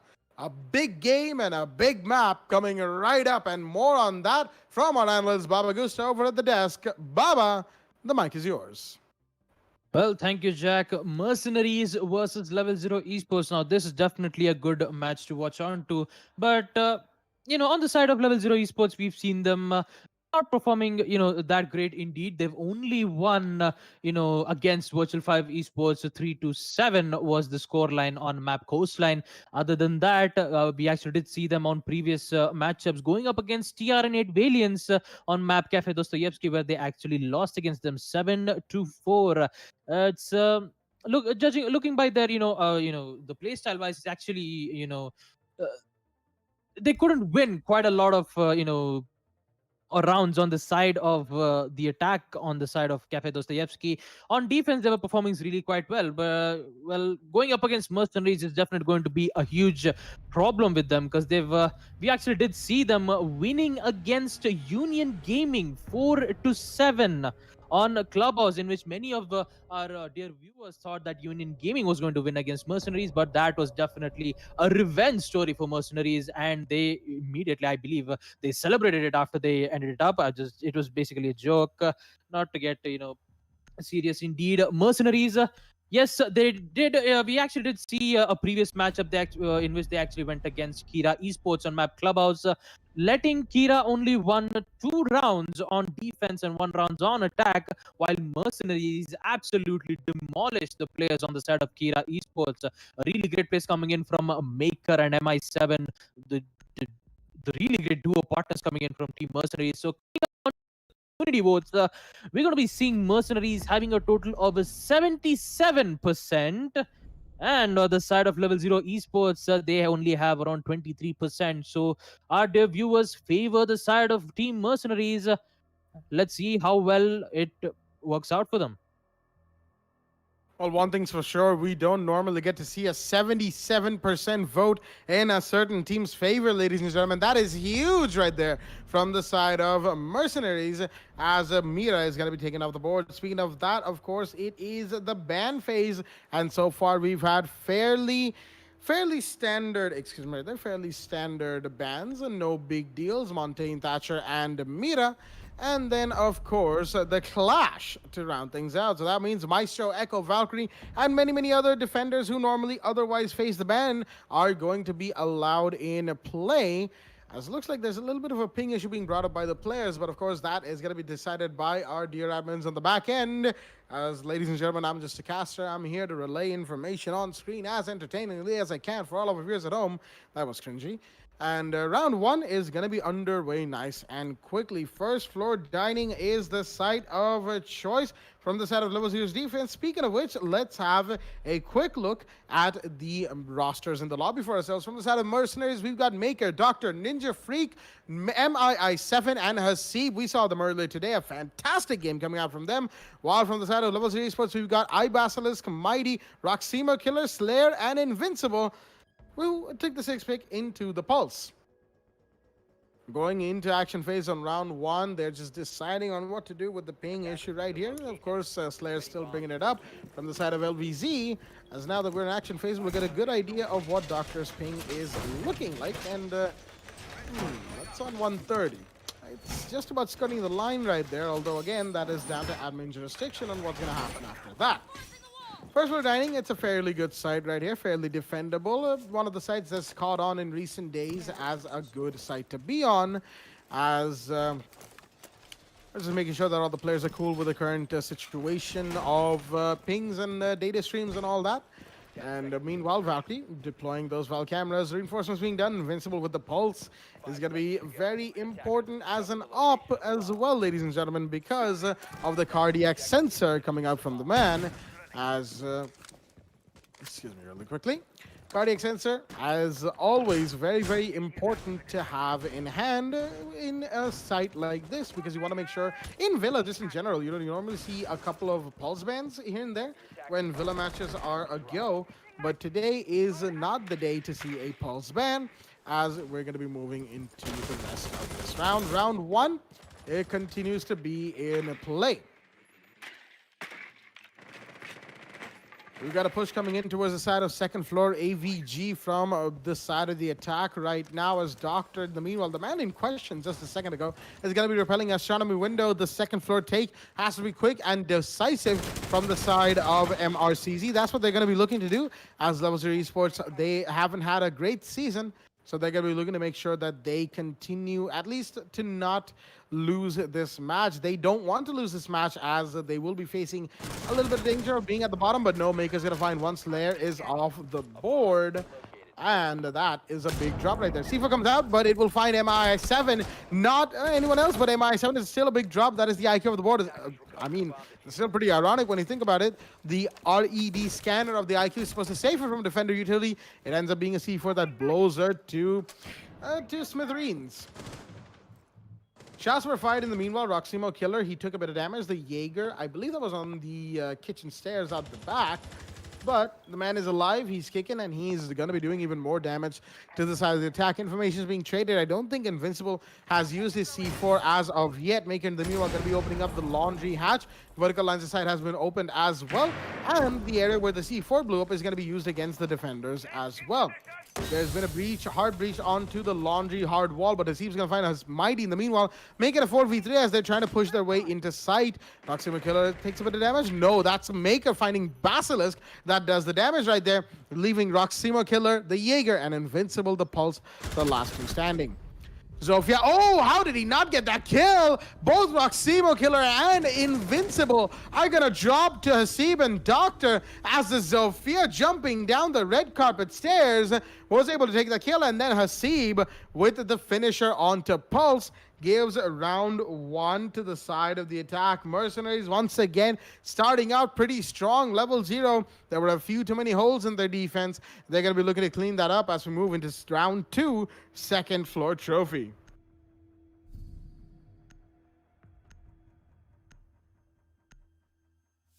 All right, we are going to be progressing on to the second round. What an explosive start coming in on the side of Team Mercenaries as we're going to be progressing on to round 2, and the site is going to be on second floor trophy room and the statuary room. Now on first floor dining, it was definitely not a great site for Team Level 0 Esports to go on against. And Maker, I believe Maker and Doctor, both of them getting those important frags for the team, as Level 0 Esports had a lot of problems dealing with the attackers. With round 2, with a lot of different operator picks as we're going to be seeing. We're going to be seeing Invincible playing as the Vigil. Those scanners will be able to undetect any of the drones being seen on the side of attackers. So it's a really great tool, when it comes to it's a really great tool when it comes to denying any information giving on the side of attackers, which is really a great thing to do. You still have Slayer playing as the Doc. I mean, he's basically mainly known for his spawn picks due to his MP5 ACOG side, but sad to say it will be nerfed from the next update indeed. But I'm just not going to talk more about it. We'll just let the update talk it for you guys, as we're going to be seeing Invincible going for that spawn peak on the side of the window to try to take out any players currently being spawned on the side of ruins, but unfortunately he won't be able to find one, so he has to fall back, and now he has to play the waiting game You just have to wait and anticipate any moves that Team Mercenaries is going to make onto, as MI7 is going to be opening up his RED scanner. Keep that in mind that RED scanner can be able to detect Vigil's gadget each and every time he tries to activate it. If he doesn't detect him out soon, that flank might cause a lot of problems on Team Mercenaries. Now, we still see a lot of attackers on the side of Team Mercenaries pushing in on the balcony of Reading Room. They just need to gain control indeed, because they don't have any information on where exactly the other teammates' locations are, especially Roximo Clear playing on the side of a Memorial Room, and all those two players might give a lot of problems on the side of Team Mercenaries if they don't take out it all first. It was really weird to see a yokai drone being pushed in on the side of Aviator Room as it gets picked out.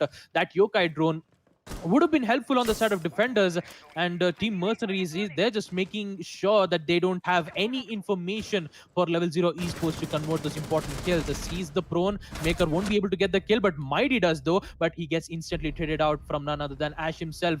It's just a frag mania here, ladies and gents, as Roximo Killer takes out Maker. That is 2 players gone on the side of Team Mercenaries, and a man advantage on the side of level 0 esports. They might be able to turn the tables around. Excaros pellets being used to open up the walls on the side of bedroom, hopefully to make not just an angles, but also will be able to get in, hopefully go for the plant. Push comes in from the IQ, gets killed from none other than Roximo, gets a double kill on his hands, which lead on to Ninja Freak and Hazib, the only 2 operators left on the side of Team Mercenaries, and they need to figure out to take out 4 operators on the side of level 0 esports. Looks like level 0 esports, they are kicking up a notch. They are definitely not giving up that easily just yet, just by 1 single flawless victory on that first round, as Hazib gets another kill, taking out Roximo Kilo. That is 2 roamers down.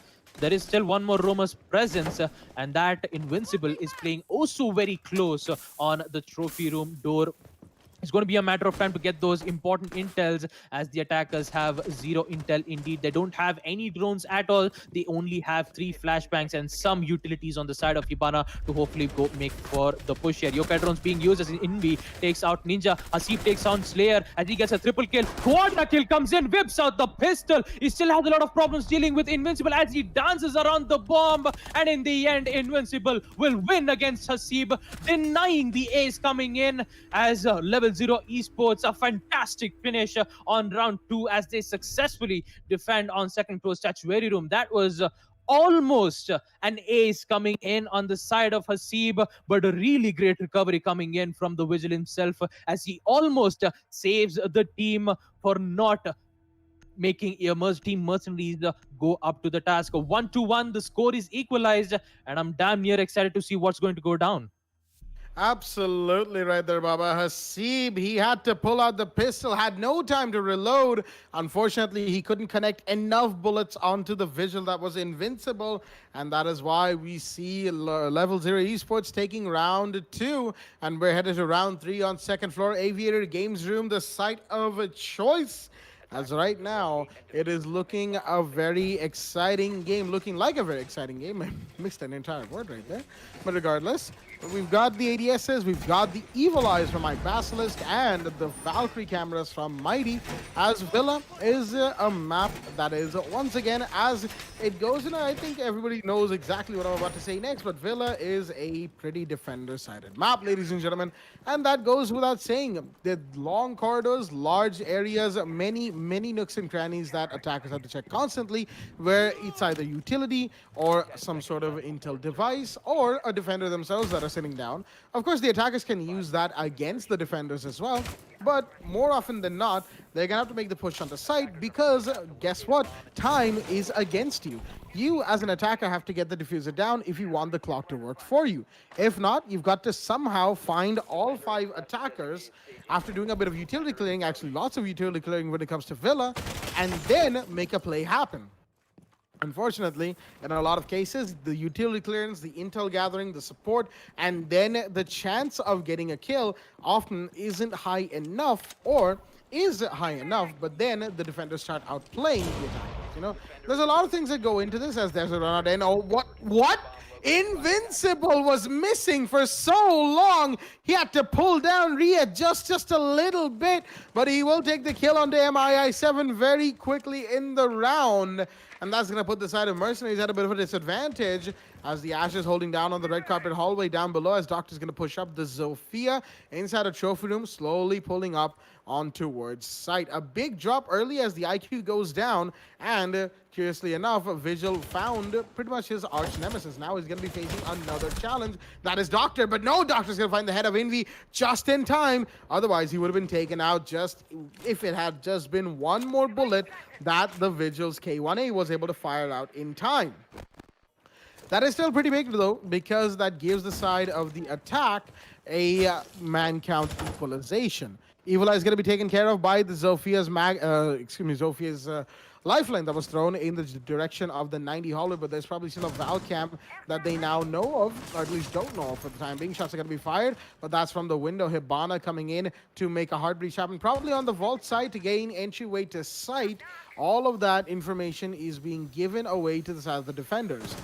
Excalibur pellets are going to be used on the game room wall instead as Slayer's going to take down Hasib. That's a big drop right there. The man who nearly aced in the last round is no longer alive right now as Maker's trying to find that defender playing behind on the games room desk. But no, there's a Valkyrie who comes out, does a bit of damage. Maker is low on HP. He could be taken out as Tifa comes out, but no, he will find Mighty before that happens. Shots are still fired in his general direction. He knows where the Maestro's playing, so he's going to find Doctor as well. As that's a double kill for the man with the SMG-11. That is the Mute. We've got Slayer potentially coming in for a big flank right now, but there's the Jaeger holding on the other end of the Hibana's push, but no, he tried to pull out the shotgun. Was a bit too late. The Baron comes out, but the Jaeger will take that kill. Roxima Killer drops Ninja Freak, and now it's all down to Maker in a 1v2. He's in the default plant spot, but the Maestro probably knows he does, and could not find the head. That is, of course, Maker. Basilisk did, and that is going to give the side of the defense level 0 esports round 3. As they're looking sharp once again, ladies and gentlemen. They're looking to make amends for their unfortunate run in Div 1 so far. But will they be able to, and how far will they go? We'll find out here on round 4. It is 2-1 in their favor, and we're headed back to first floor dining and kitchen.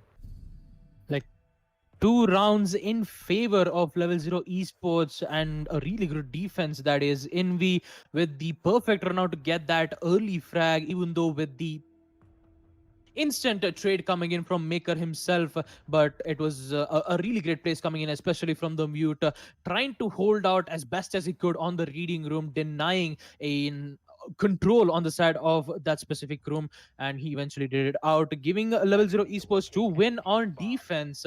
Since the map is on Villa, we're going to be seeing round 4 defending on first floor dining room. Now this site that we're going on, we still remember on round 1 where Mercenaries did not have any problems dealing on this specific site. It was a flawless victory indeed. Sorry, a flawless win. I wouldn't actually want to call it as a victory, because a victory is basically if they actually win the whole team. Never mind. As I was trying to say, Mercenaries did make a flawless round on round 1 itself. Really, they didn't take that much of a hassle indeed. It was like getting more of those important early frags, especially on the side of Mercenaries, Hasib and Maker making those important kills. And yeah, with that, action phase will be in play, and looks like Basilisk still had a little bit of problems with that magnet system. He actually wanted to place it on the other side, but that basket is actually kind of having a little bit of problems. He actually tried to, shatter it with his gun, but eventually it did not. MI7 with the G8 LMG, it's quite powerful if you use it with the angled grip. I mean, angled grip and a flash hider. I mean, it's up to your profession. It's up to your choice whether to use the compensator or flash hider, because both of them has their own style. And it's actually quite great for helping with your recoiling skills, and that's what makes it a devastating gun indeed. Most you would see most of the IQ players using the commando, especially I move to Lion. He always mains the IQ. He always means as the IQ on attack with that commando assault rifle, but since G8 proving to be useful for the IQ means that a lot of damage indeed, but that damage is not going to work out. Mighty with the instant aggression, he'll be able to end MI7. The IQ will no longer be in play, but the instant trade comes in as Doctor immediately refrags her out. Control comes in as he tries to push us in on the walk-in closet. As we are going to be seeing Slaying playing also very close on the astronomy room, prepping up the Ella's drone. That drone actually does not detect Slayer, giving them the opportunity to get in, but Hasib on the other hand will be able to eliminate Envy, and Slayer just pushes in, goes for the instant trade indeed. Hasib has been eliminated for now. But the problem is going on the side of level 0 esports. There is only 3 players remaining, 2 players down. Actually, the man count is still equal, so I absolutely have no idea on what's going to go down, but maybe we might be able to see something going down indeed. Maker playing on the red stairs, he'll be able to take out one of the Valkyrie camps as he's going to fall back. Pushing in would be a really bad idea.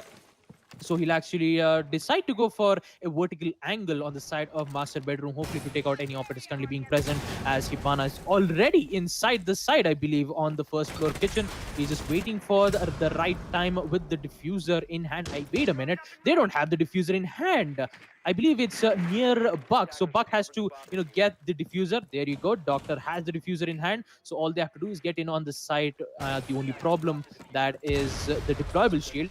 Never mind. He's going to be dropping the he's going to be dropping the diffuser and give it on the hands to Ninja Freak. So all Maker has to do is provide cover for Ninja Freak so that he can be able to complete the diffuser being planted. A lot of drone works being used, and Maker finds a weakness. High Basilisk out. He'll be able to take out Slayer indeed. Doctor, all they have to do, they're free to plant. It's all down to Roximo Killer, and they need to find out 3 exact players, and he is nowhere to be found. Mercenaries with a really great place coming in on round 4, as they will successfully defend on first floor dining. I just cannot believe I just said floor rather than saying 4. My goodness, these tongue twisters, Najak. Yeah, The tongue twisters are so absolutely. amazing. Round floor on the first 4. Yep, absolutely. It was the first 4 rounds that we just got to see, and it's a 2-2 score line going into The bodies round hit 5. the floor. Let the bodies hit the 4? Yep, let the bodies hit the Absolutely. 4. Absolutely. We're making our own songs now, ladies and gentlemen. I'm just joking, of course. Second floor trophy is the side of choice here on round 5 after the first 4 rounds have been concluded, and it is... yeah, it's a 2-2 scoreline. Equalized right here between both of the teams as this match is slowly heating up, quite a bit. And that goes without saying, as Level 0 Esports, they don't want to give up. Not here, not now, not ever. But the same can be said for Mercs. They're going to be looking to win this match. They're going to be looking to win more matches as the same as Level 0, because giving up here means you've already lost the game. Don't quote me on that. Anyway, rotations and reinforcements are going to come out on round 5. Utility placements. There's a bit of an emphasis on a second floor AVG, as the Goyo is also in play. Envy's going to be playing the operator right there, bringing in those Falcon shields little by little. Just 2, of course. There's not a lot of them. He used to have 3 at one point, but Goyo, unfortunately, he lost 1 when he was deemed to be a little too useful with that 3rd Vulcan shield. That's why he's lost that, and he will no longer be having that Vulcan shield in play or accessible to him. So is going to pull back and play around every other bit of utility that the 2 Vulcan shields give him and his teammates. Action phase is in round 5, and right now, of course, nothing big coming out just yet, because, of course, there won't be anything big happening for the time being. Not yet.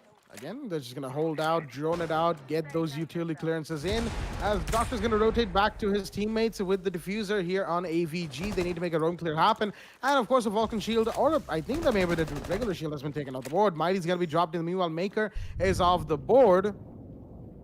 As, actually, Maker takes Mighty off the board. Excuse me, I seem to have made a mistake myself. But regardless, there's a yellow ping. All right, that's an interesting yellow ping right there. As Slayer is actually going to find Doctor. Where did that come out of?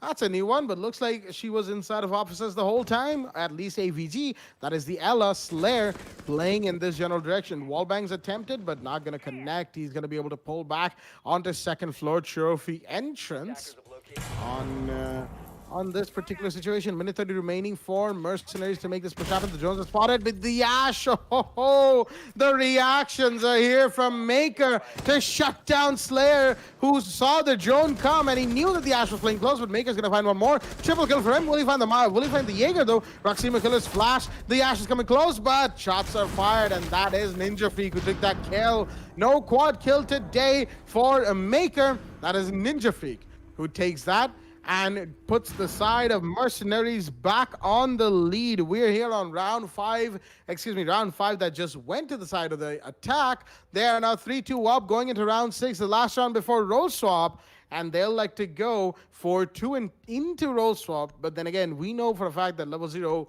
won't allow that to happen. At least they'll try to. Second floor aviator is the side of choice, and round 6 is underway. Well, Maker is an absolute beast. 3 kills in that specific round playing as the Ash. I mean, he's popularly, more to main as the Maverick, as we actually do see him go against him. Playing as the Ash really gives a different feeling indeed, as we're going to be seeing a 6-pick coming in. Envy is going to be 6-picking the Vigil onto the Bandit. Now, Bandit, yes, it actually quite works out quite well because he can be able to, waste a lot of time, but not quite a lot. And also, I just realized that they don't have any denial operators. Wait a minute, you actually have Doctor playing as the IQ. He can be able to take out all the bandit charges currently being present. The only problem is he just have to go downstairs, maybe at the piano room or at the normal first floor room, in which he can be able to take it out. Most probably the bandit charges, mute charges, it will work out well in the favor. But the only thing about level 0 esports is they have a total of 3 C4s, I believe. Mighty with the C4, Mighty, Slayer, and Envy with the C4, unless and until if Mighty has decided to go for a deployable shield, in which it is quite necessary to have so. But looks like we won't be able to see any deployable shields being used on the side of level 0 esports.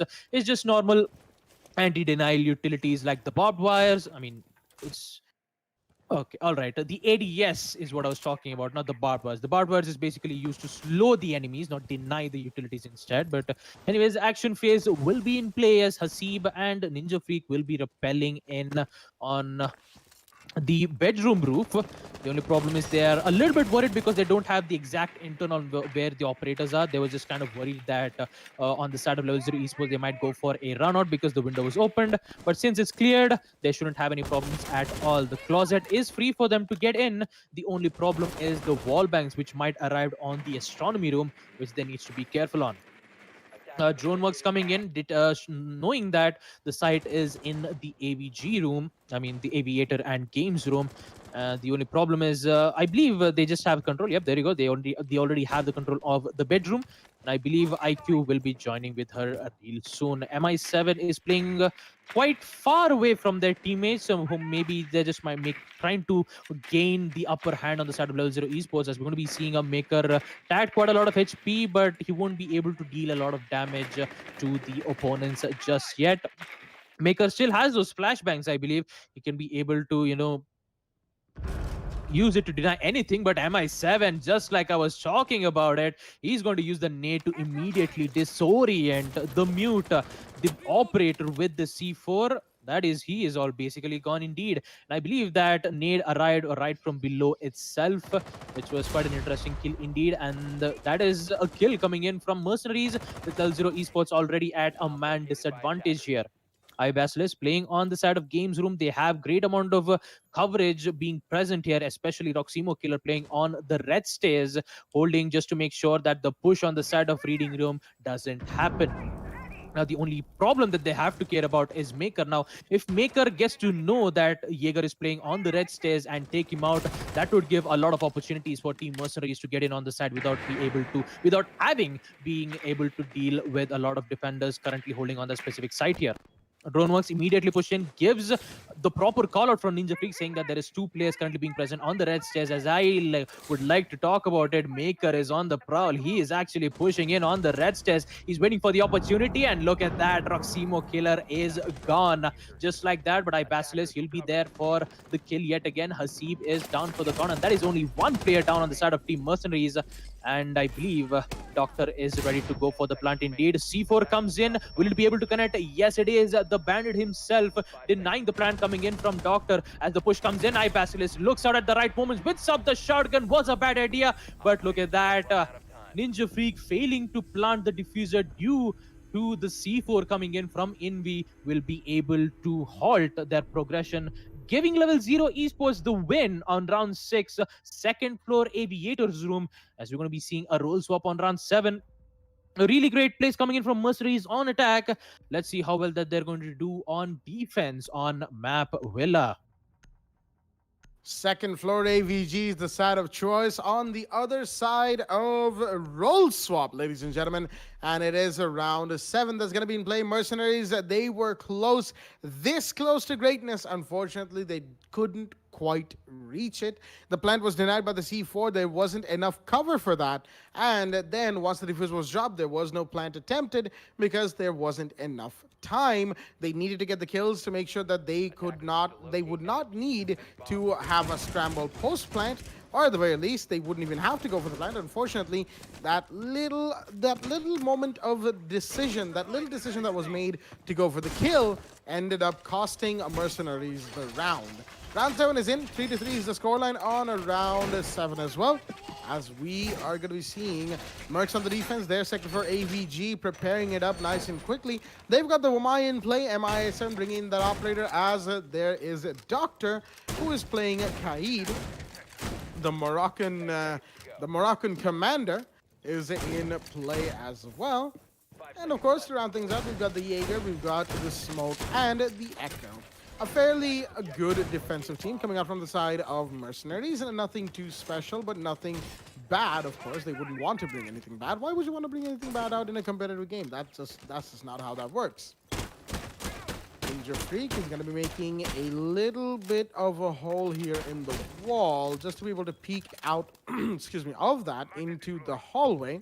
Not the hallway, excuse me, study room. He might try to play a long angle all the way towards a veranda, but that, of course, remains to be seen. As a Maker, all right, very interesting. Gonna barricade out the astronomy room door into the bathroom. Takes out the drone, falls back as well. And slowly but surely, he's going to be hunted down. He's being shot at, but the Ash, oh, the knife comes out. How did that even happen? I'm pretty sure Invincible got a heart attack out of that one, but he's gonna brave the storm, and good night in chat comes out with MSN's found Slayer. In the meanwhile, dropping the Twitch.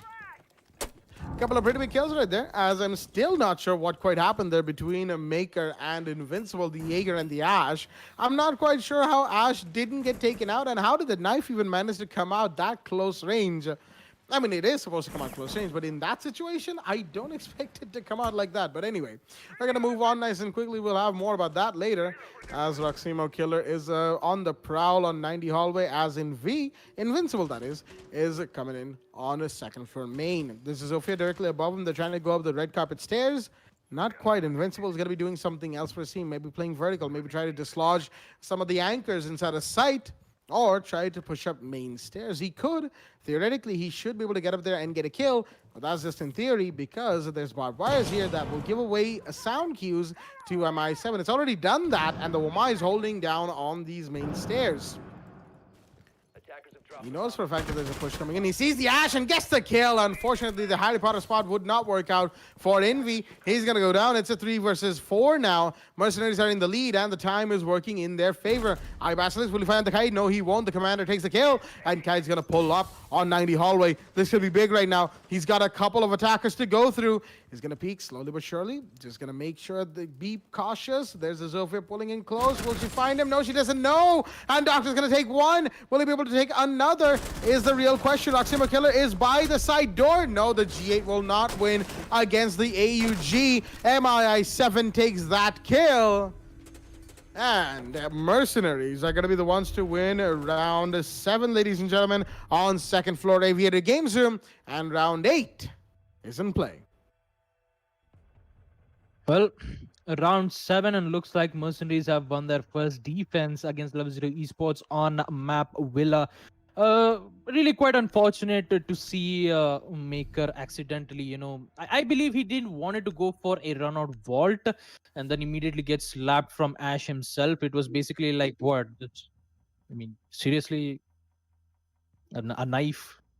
Just like it was so weird to see that. But anyways, with MI7 recovering most of the rounds and knowing exactly where the operator's location is on the side of level 0 esports, immediately eliminates them.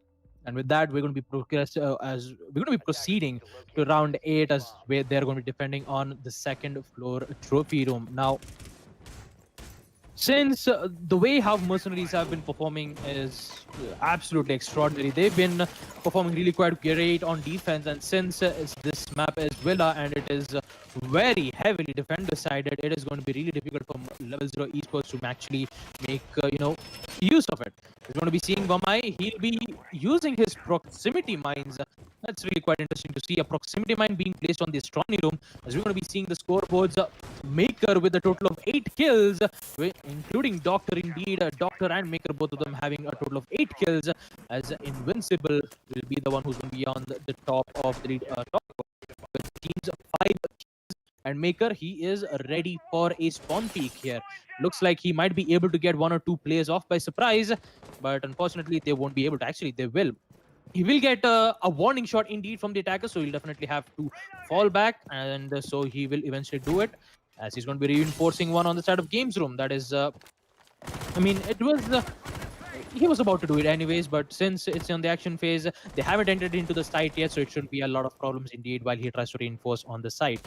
Well, we still have Doctor and Maker both playing on the AVG site. It's going to be a matter of time where they establish a really good crossfire angle, as Maker wants to go on aggressive. Sees the Zofia, he decides to not take the gunfight instead and he actually waits for Zofia to come in, and look at that, the perfect headshot, and Maker will immediately take out Mighty. But looks like there is iBasilisk playing as the BB.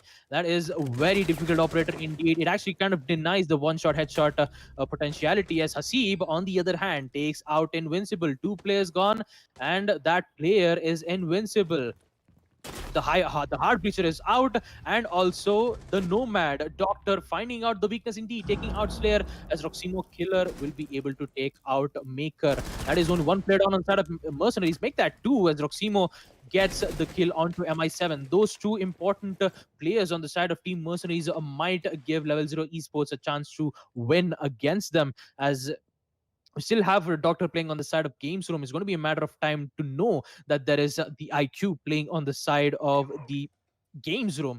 If he be able to figure out that intel, he can be able to make some huge plays indeed. But also he needs to be careful on one more player playing on the side of Vault, as he's going to get flashed out of his mind. The push comes in, but will he be able to know it? No, he doesn't. BB with the plays, as Basilisk will be able to shut down Doctor, which only leads to Ninja Freak and Hasib, the only 2 operators left, and a powerful operator indeed, as Ninja Freak doesn't have the C4, but Hasib's yokai drones will be, though.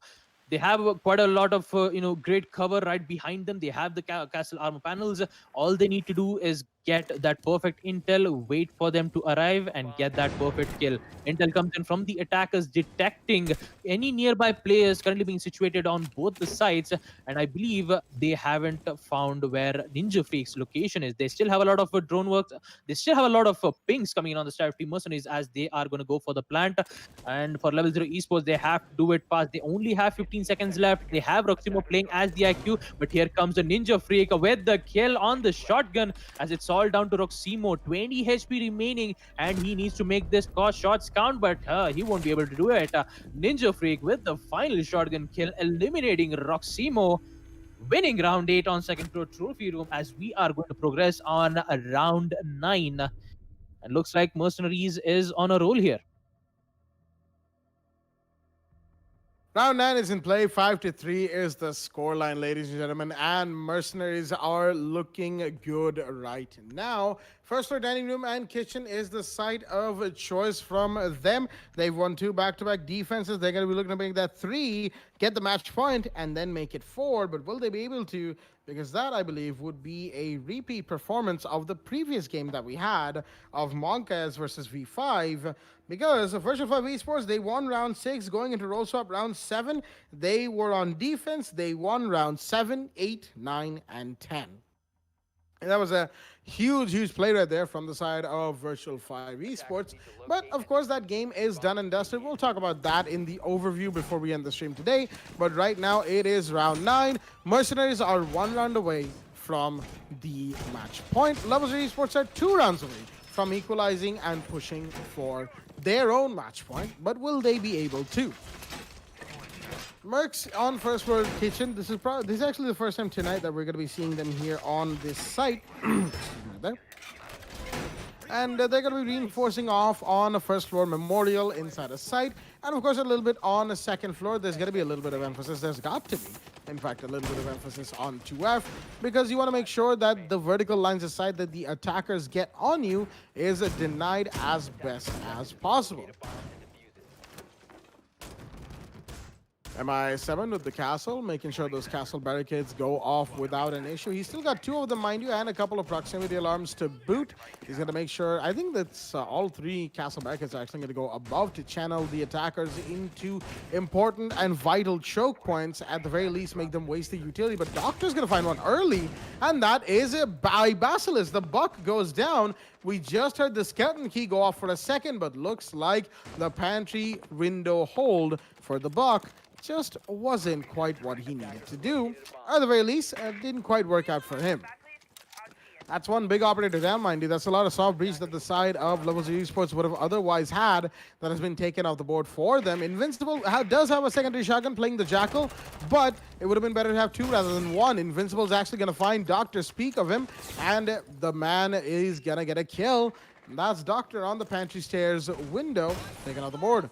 Ash Charger going off to try and find those bits of utility here on Astronomy. Mighty's going to do that nice and quickly as Maker's going to find Slayer. In the meanwhile, another big drop comes in. That's the Sophia of the board. That's another ton of utility that's been taken off the board for the side of the attack. Mercenaries are not giving up. They are hyper aggressive as always. But that aggression is paying off, but not quite. Maker's been refragged onto as well. Invincible is coming in with these refrags as shots are fired, but Mighty, he just about survives the shots fired in his general direction. Mind you, the Pulse is no longer alive, but Hasib is going to take down Roximo Killer. That is the IQ of the board. The mate's been spotted inside a sight. Call-outs are going to be given onto where he's playing. And there's the Jackal slowly coming in. But will the Mute find him? Shots are fired. Jackal's low. Man, he's going to be even lower. But so is the Mute. But no shots are fired from above. That's from bedroom on the hatch and laundry. That's going to leave Mighty, the last man standing, in a 1v3 on round 9. He's going to drop into Memorial. And Bicycle Stores, that is close to Memorial. He's trying to get in, but the defenders, they probably have an idea of where he's coming from. The noises are made, the shots are going to be fired, but no, he's going to find Ninja Freak in the meanwhile. That's one big drop. There was a C4 that was attempted to be thrown, but the castle comes in, and he will take the kill onto his fellow FBI operator. MII7 takes down Mighty, and that is going to give Mercenaries round 9. And that is going to put them on the match point as well, ladies and gentlemen. It is 6-3 in favor of Mercenaries as we go into round 10 on second floor Aviator and Games Room.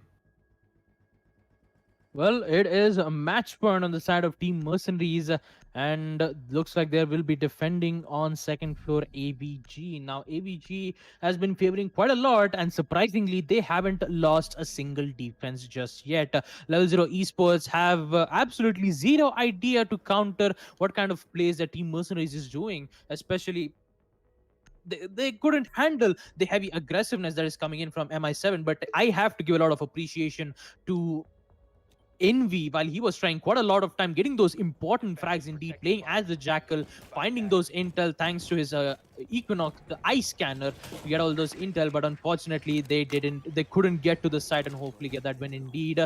Well, for Level 0 Esports, they need 3 more points to get back onto the match and hopefully put this match to overtime. But looks like Mercenaries is not going to give them that up. They're not going to give up that easily, is what I was about to say. But Looks like I'm all out of words.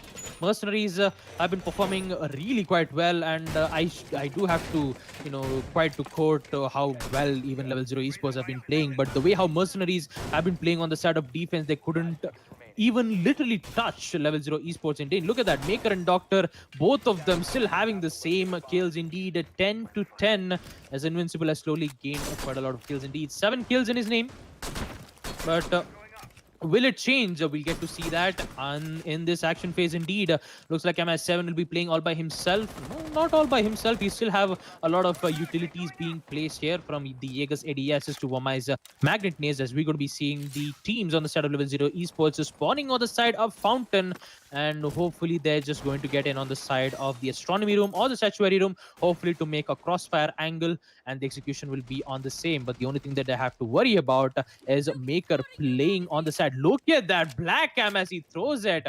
Wow, that is that was one of the most satisfying things I've ever seen in my life. Yeah, using most of the things that you see, you would actually use a C4 to throw it, but Maker would actually use it as the other way, as we're going to be seeing a lot of trades coming in. Roximo and Hasib, both of them, they're just going to make two ends meet, as already one of the important players, Hasib, is down. The Yokai drones won't be in play, but they will only have intel for now, or if and only if the attackers will be able to take it out.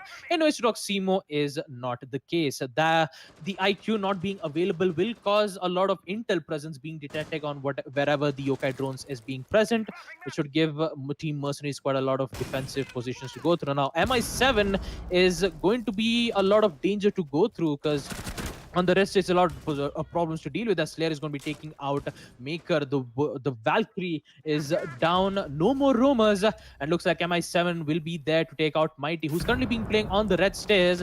As MI7, he actually makes this is basically the most MI7 things. As you see, he's been making quite a lot of important kills, and that important kills is definitely paying off. Push comes in from Ninja Fake, a grave mistake, as Slayer eventually takes him out indeed, as the only operator remaining on the side of Mercenaries is none other than Doctor, and he needs to find all the 3 operators indeed. They have quite a lot of intel. As Push comes in, he'll be able to take out Slayer, but still needs to find out 2 players. That is Invincible playing on the side of Remeeting Room, and now it is a post-plan situation coming in, as Mercenary needs to clutch this one out on a 1-2 situation, with the Doctor having only 20 HP remaining. Push comes in.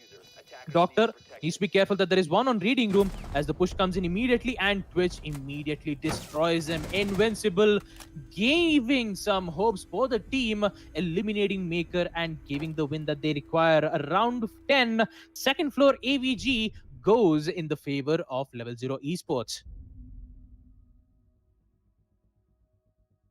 Level 0 Esports are still hanging on, ladies and gentlemen. They are not going to give up, not anytime soon, as second floor AVG is going to be the site of choice. It didn't quite work out on round 10 for them, as right now they're going to be looking to try and give themselves a little bit of a breather.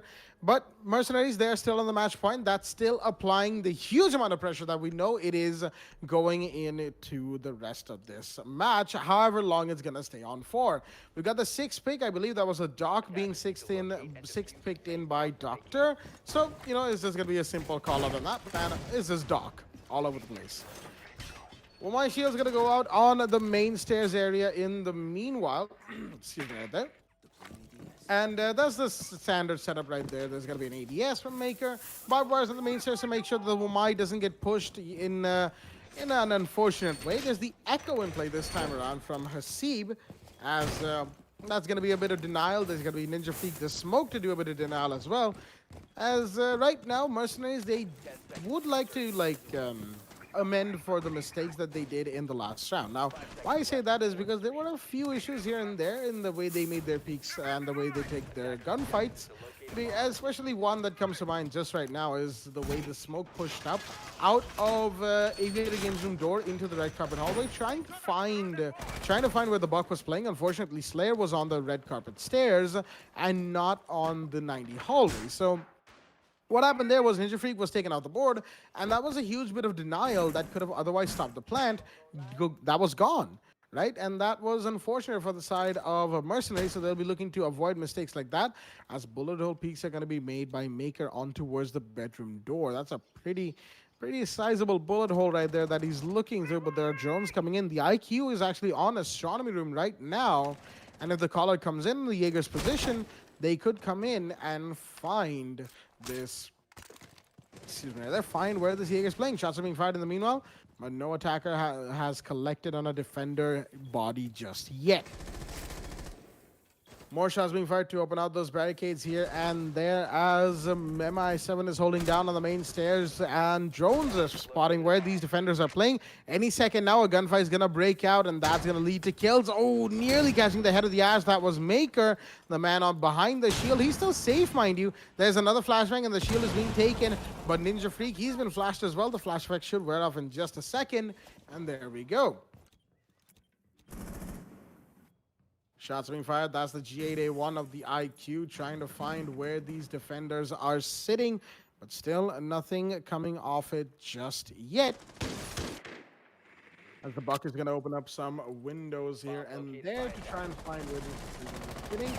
Still, shots being fired. Bodies are being dropped. There's Invincible to find one, but he's going to get refragged onto instantly, and that was Slayer. Oh, no, that was Slayer.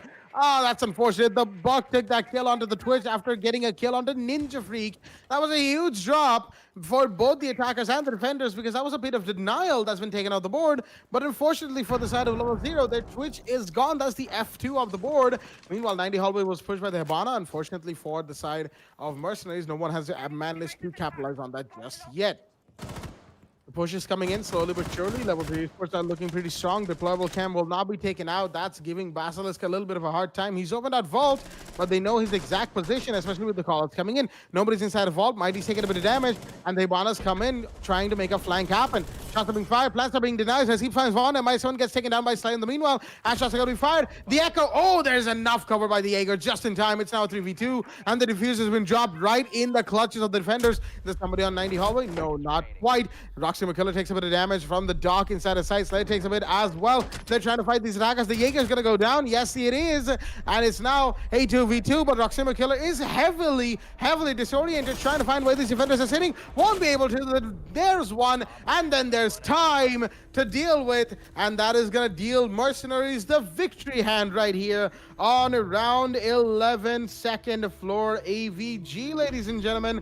That is gonna make Mercenaries our victors here on the final map and match of the day, and that is Villa, and Mercenaries are 7-4 your victors here on this map. Well, with all of that being said, a very exciting game coming in from both our teams. A little bit of you know, just a little bit of banter coming out on the all chat right there between both the teams as well. But at the end of the day, that is in all fun and games, all in jest, as Mercenaries are, of course, your victors. And before we close out the stream, let's have a quick overview of the way the day has gone so far. We actually had 4 games on stream once again, ladies and gentlemen, and beginning everything was Kira Esports versus Mercenaries in the afternoon. That was a game taken by Mercenaries very dominatingly as well, 7-3 against Kira on the map of Clubhouse. Well, coming over to the second stream, the one that we were having for this entire time, Valiants versus Demon's Force. It was Demon's Force's game, even though Valiants, they put up a huge fight, taking them all the way to overtime. Unfortunately, Valiants could not hold on after that. They lost to Demon's Force 8-6. Monkey's on the map of Cafe Dostoevsky took on a Virtual 5 Esports, but Virtual 5 was just too hot to handle, and Cafe went to V5 7-3 as well. And then to close out the night, we've had Mercenaries versus Level 0 Esports, and while Level 0 did put up a fairly decent fight in most of the rounds, Mercenaries ended up your victors here on Villa, 7-4 to them. And with all of that being said, ladies and gentlemen, it has been a fantastic stream day and a stream week for the WD Black, the Esports Club League for Rainbow Six Siege, as we will be back with Division 3 Week 3, the final week of play coming up in just a while. Actually, Tuesday, that is, of course. We need to rest our vocal cords as well. And we'll be back Tuesday with Div 3 action on your screens. So until then, stay tuned and good night.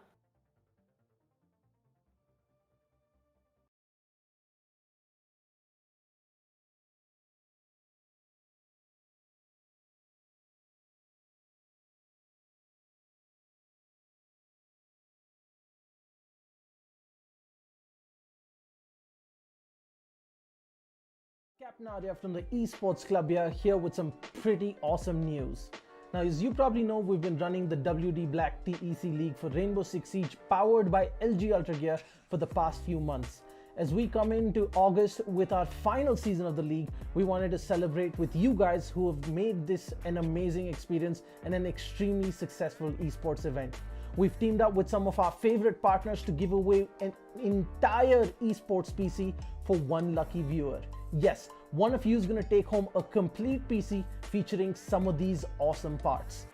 First up, we've got the LG Ultragear 27GL 650F gaming monitor, 27-inch, 144Hz, 1ms with an IPS panel to make sure you're at the top of your esports game without sacrificing picture quality. Then we've got an amazing lineup of accessories coming in from HyperX to make sure that you're always on top of your game.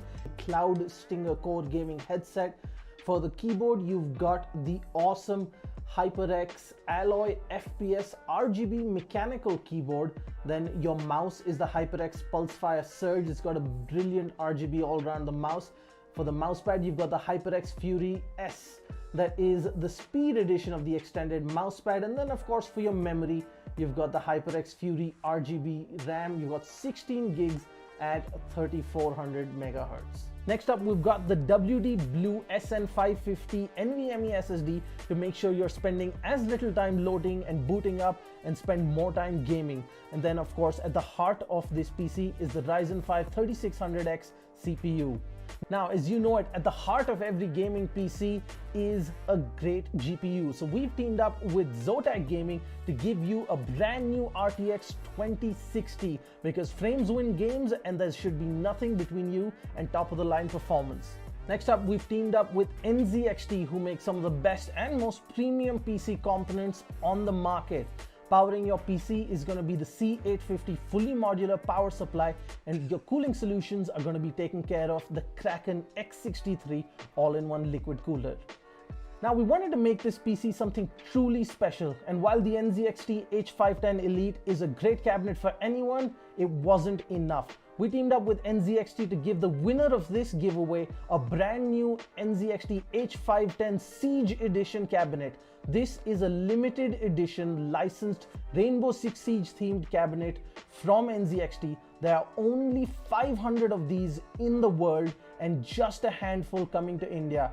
The side panels of this cabinet are themed in the wall and door reinforcement designs from Rainbow Six Siege, and there is an illuminated 6 icon on the front panel along with a 6 icon charm and a puck in the signature breach charge design, which is only available with the H510 Siege. And one lucky winner on this giveaway is going to get a full esports PC sitting inside this beautiful cabinet. Now that you know everything that there is in the giveaway, the question is how you can take part. Well, it's fairly simple. First, head on to the link in the description of this video. Once you're at the giveaway landing page, fill out your details and follow the instructions. First, head on over to Facebook, make sure you're following us. 2, make sure you're following the Esports Club on Instagram. And 3, make sure you subscribe to us on YouTube.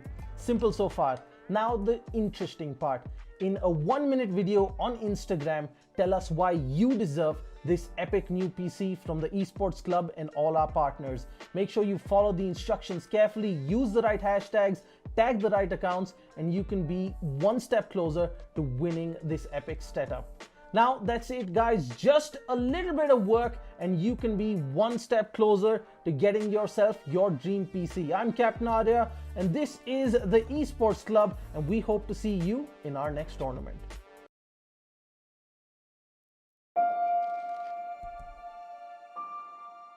The moment of creation is a form of magic, where an off becomes an on, a 0 becomes a 1, then another, and another, until, deep in the complexity, you discover order, speed, reliability, power. Experience the WD Black NVMe SSD.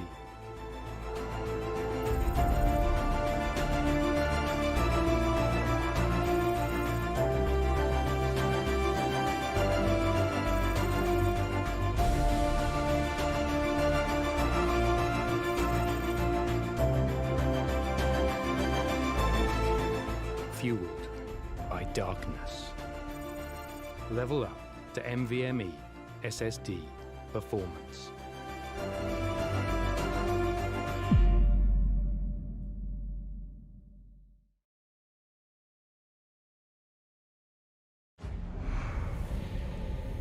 Numerous forces aimed at the Earth.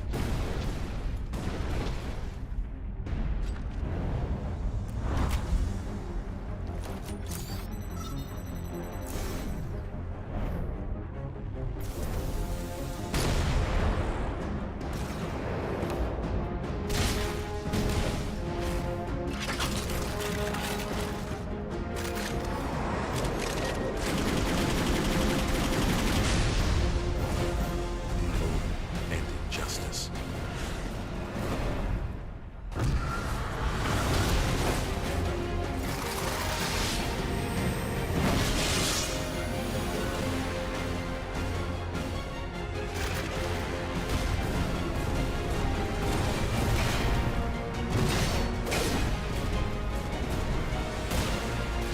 Let the glorious battle begin.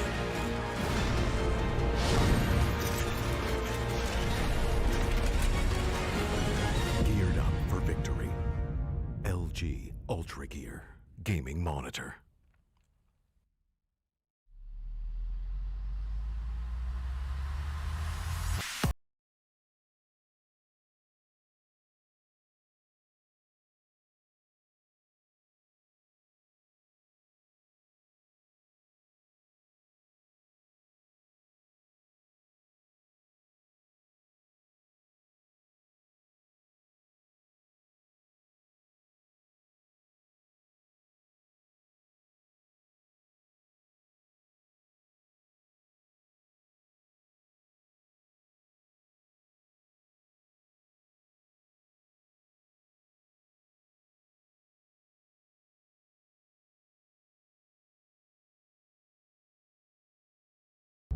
Ready to breach.